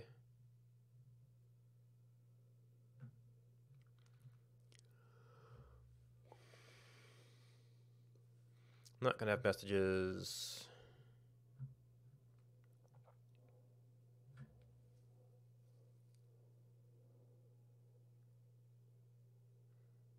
All right, so potentially for publishing extension, I could say, hey, this is free, follow me, please. Although people be following me as a developer, not necessarily to watch me.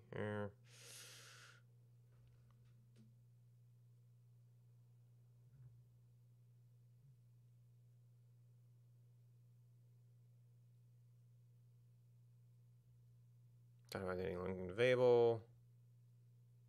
All need his own channel.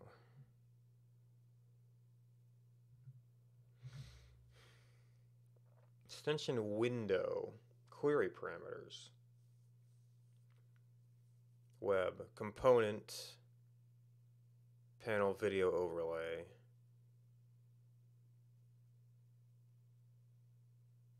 Platform mobile web.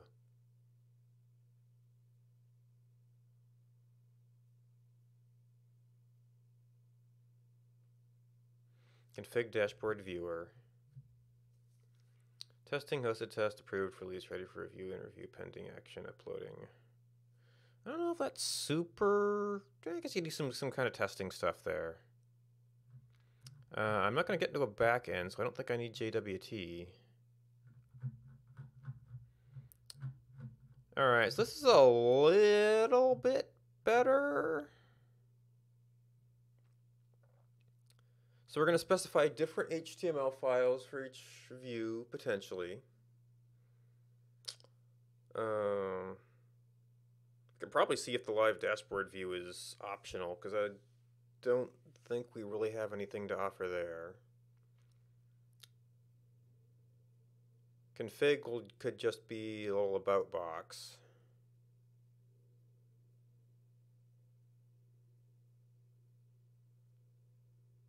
The main view, we'd have to set up a HTML file that loads the TwitchX and then sets up a port to get the authorized information.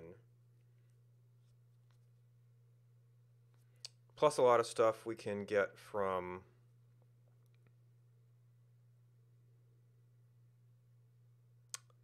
the query parameters.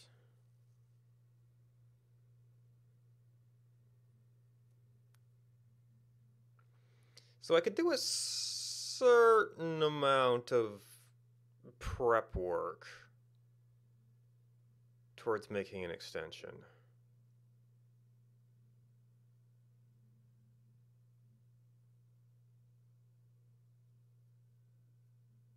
But I couldn't really test anything.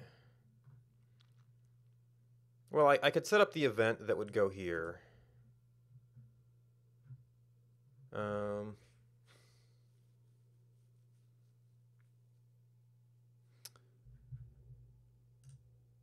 So they do have a public. That's just a helper.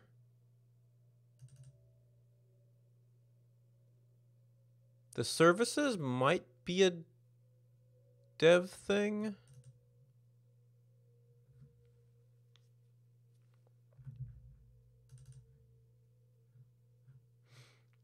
Front end, HTML files.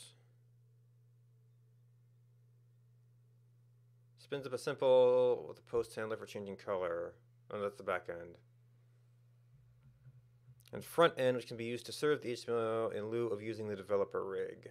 Oh, in lieu of using the developer rig.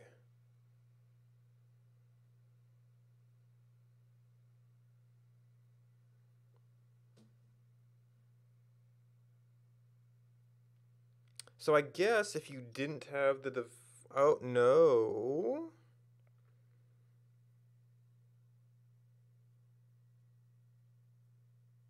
If you didn't have the developer rig,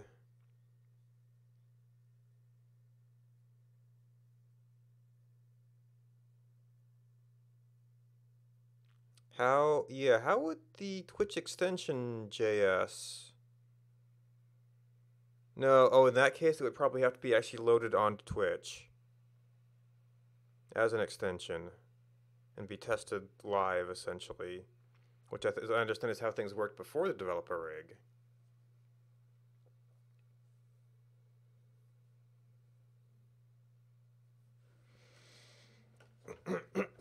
All right, we've already got a public directory. We've already got a server, so to speak.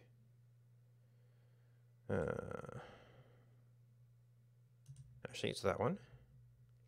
So that doesn't actually get us quite what we want. All right, get status on branch master. Checkout minus B. What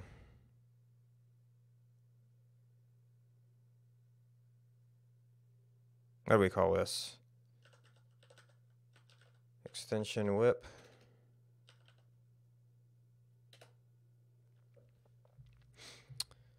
So I'm not going to be too worried about the config view. It's literally just going to be an about.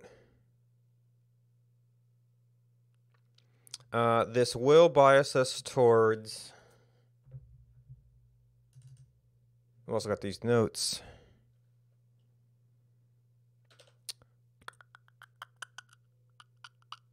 Yeah, index is currently the compiled file. So I want to take these and make these from videos dot JS.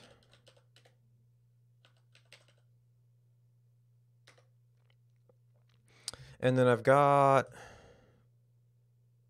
well, they've got a sample.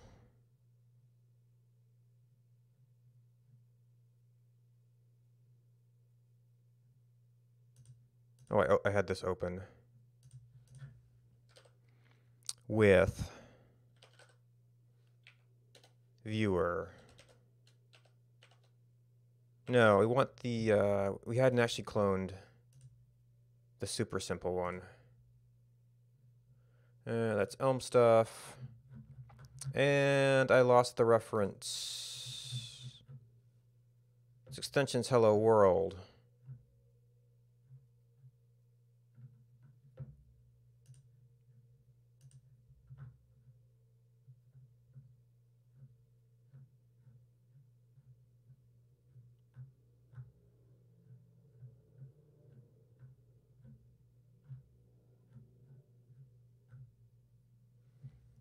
Boilerplate.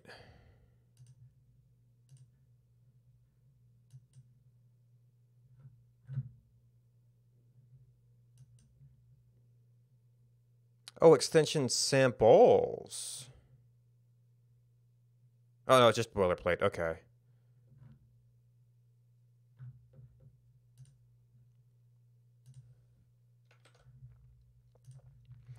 All right. Get clone.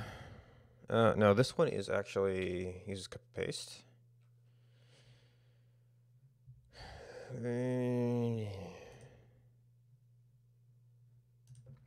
Develop a rig.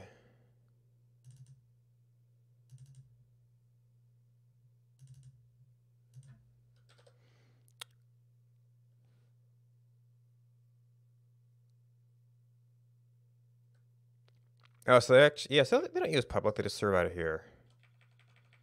Anyway, so this would be viewer.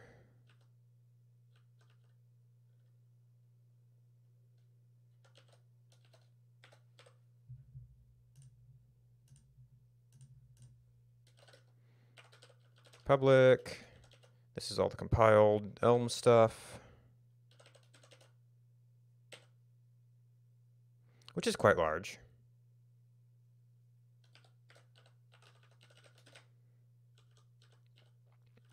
All right, so I prefer that I'm gonna have to trust them on this one. I don't always necessarily like that. I don't have external CSS right now.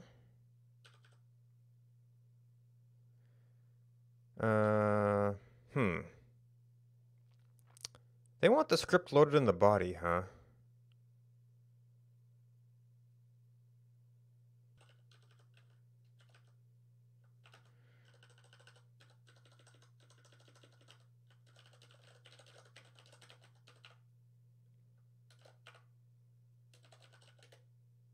Different videos.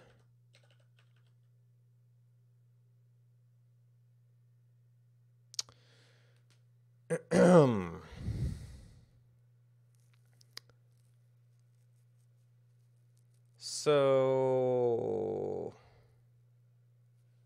we can set up. Well, we want another one for you. No, I want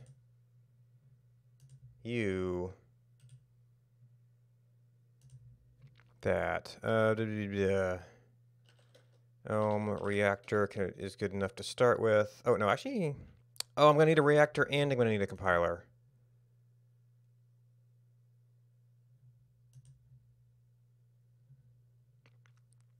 It's going to be loading up a file that's going to be acting normally.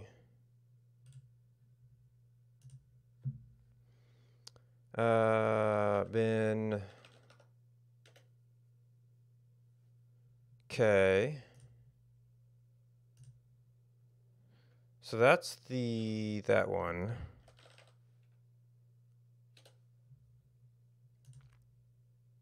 Then we load up you,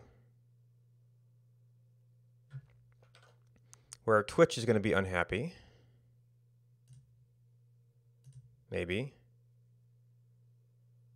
Oh, have I saved this yet? I probably haven't saved it, so it's still the old.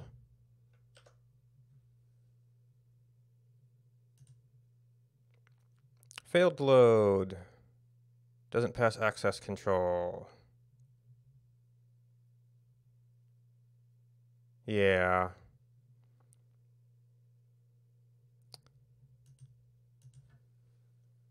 Hmm.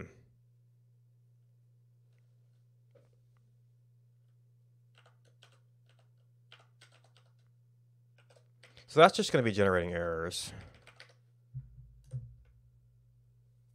Also, I need to get all my boilerplate to kick off Elm. We're not using you, are we? I'm pretty sure. No, script might check. You probably had a full. Well, that's a JavaScript, but it gets me the index anyway. So that loaded in head.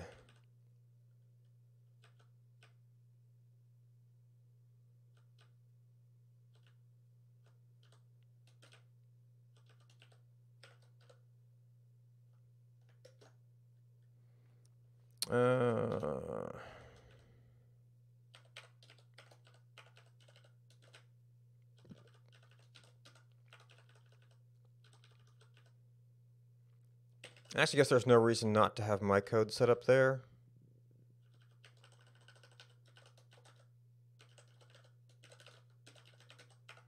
Actually, did I? Okay, I did name it.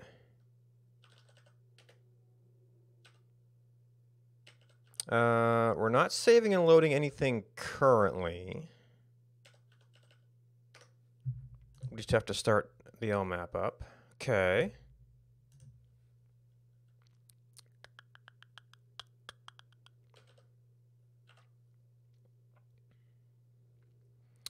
And then the sample. This is me.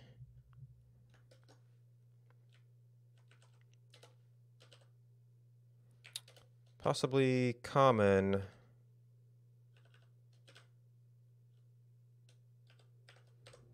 Yeah, something like that.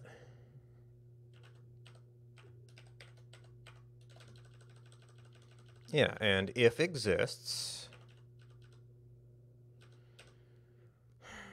we would need to do. I don't know if I'm going to need on context.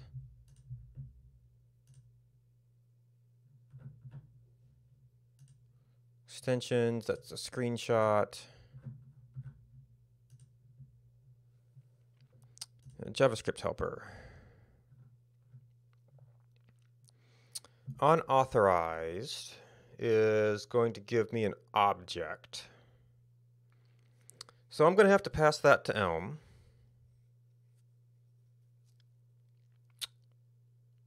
And I'm probably actually going to have to, have like an else case that just does the dummy data.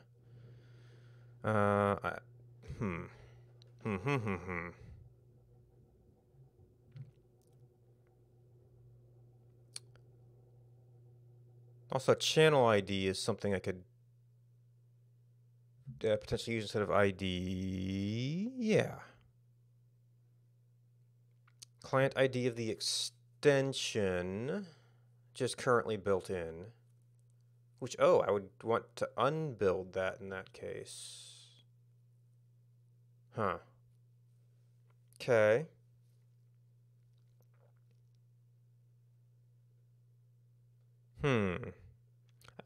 I could actually wait to start up Elm until I got the unauthorized.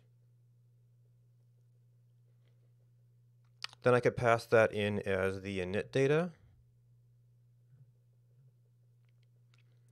On context.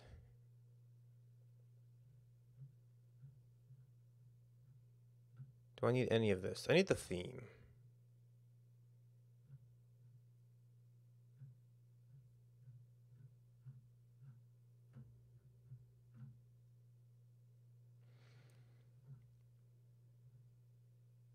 A few things actually come through on there. So you could do some stuff. But I actually have nothing to show until I get a channel.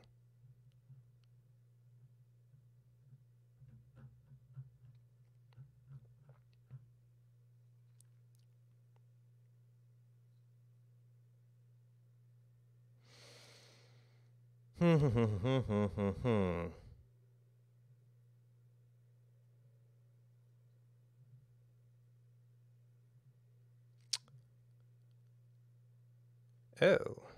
Okay, you know what? That could be something I could return to.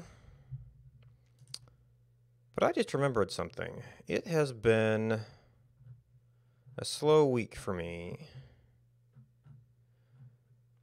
Haven't had a whole lot of places to take bike rides. So I actually wanted to do a little bit of Stepmania today. Alright. So, I'm going to be changing gears completely. Actually going to drop the stream for a little bit and then come back just because it's going to be a different VOD and everything. And also drop off YouTube because I don't want to rest the music. So programming stream is over. I will actually be back in a little bit to play Stepmania. But that's a completely different animal, so I don't necessarily expect anybody to stick around. But I will be back if you actually are here for me. Meanwhile, thanks to let's see, yeah, Gamer Siren brought a few friends. I think that was the only non-auto host that I noticed. Hey, Two Leffer Do Cry. Hello. Thanks to Dog and Lake, Joey Chef, AP, Stormy Ice Leopard, Oserat Gaming, Deadly Tacos, Big Purple. I forget what it was. Big Purple Bubble. SES Dev. Oh, it reordered on me. Pants is taken.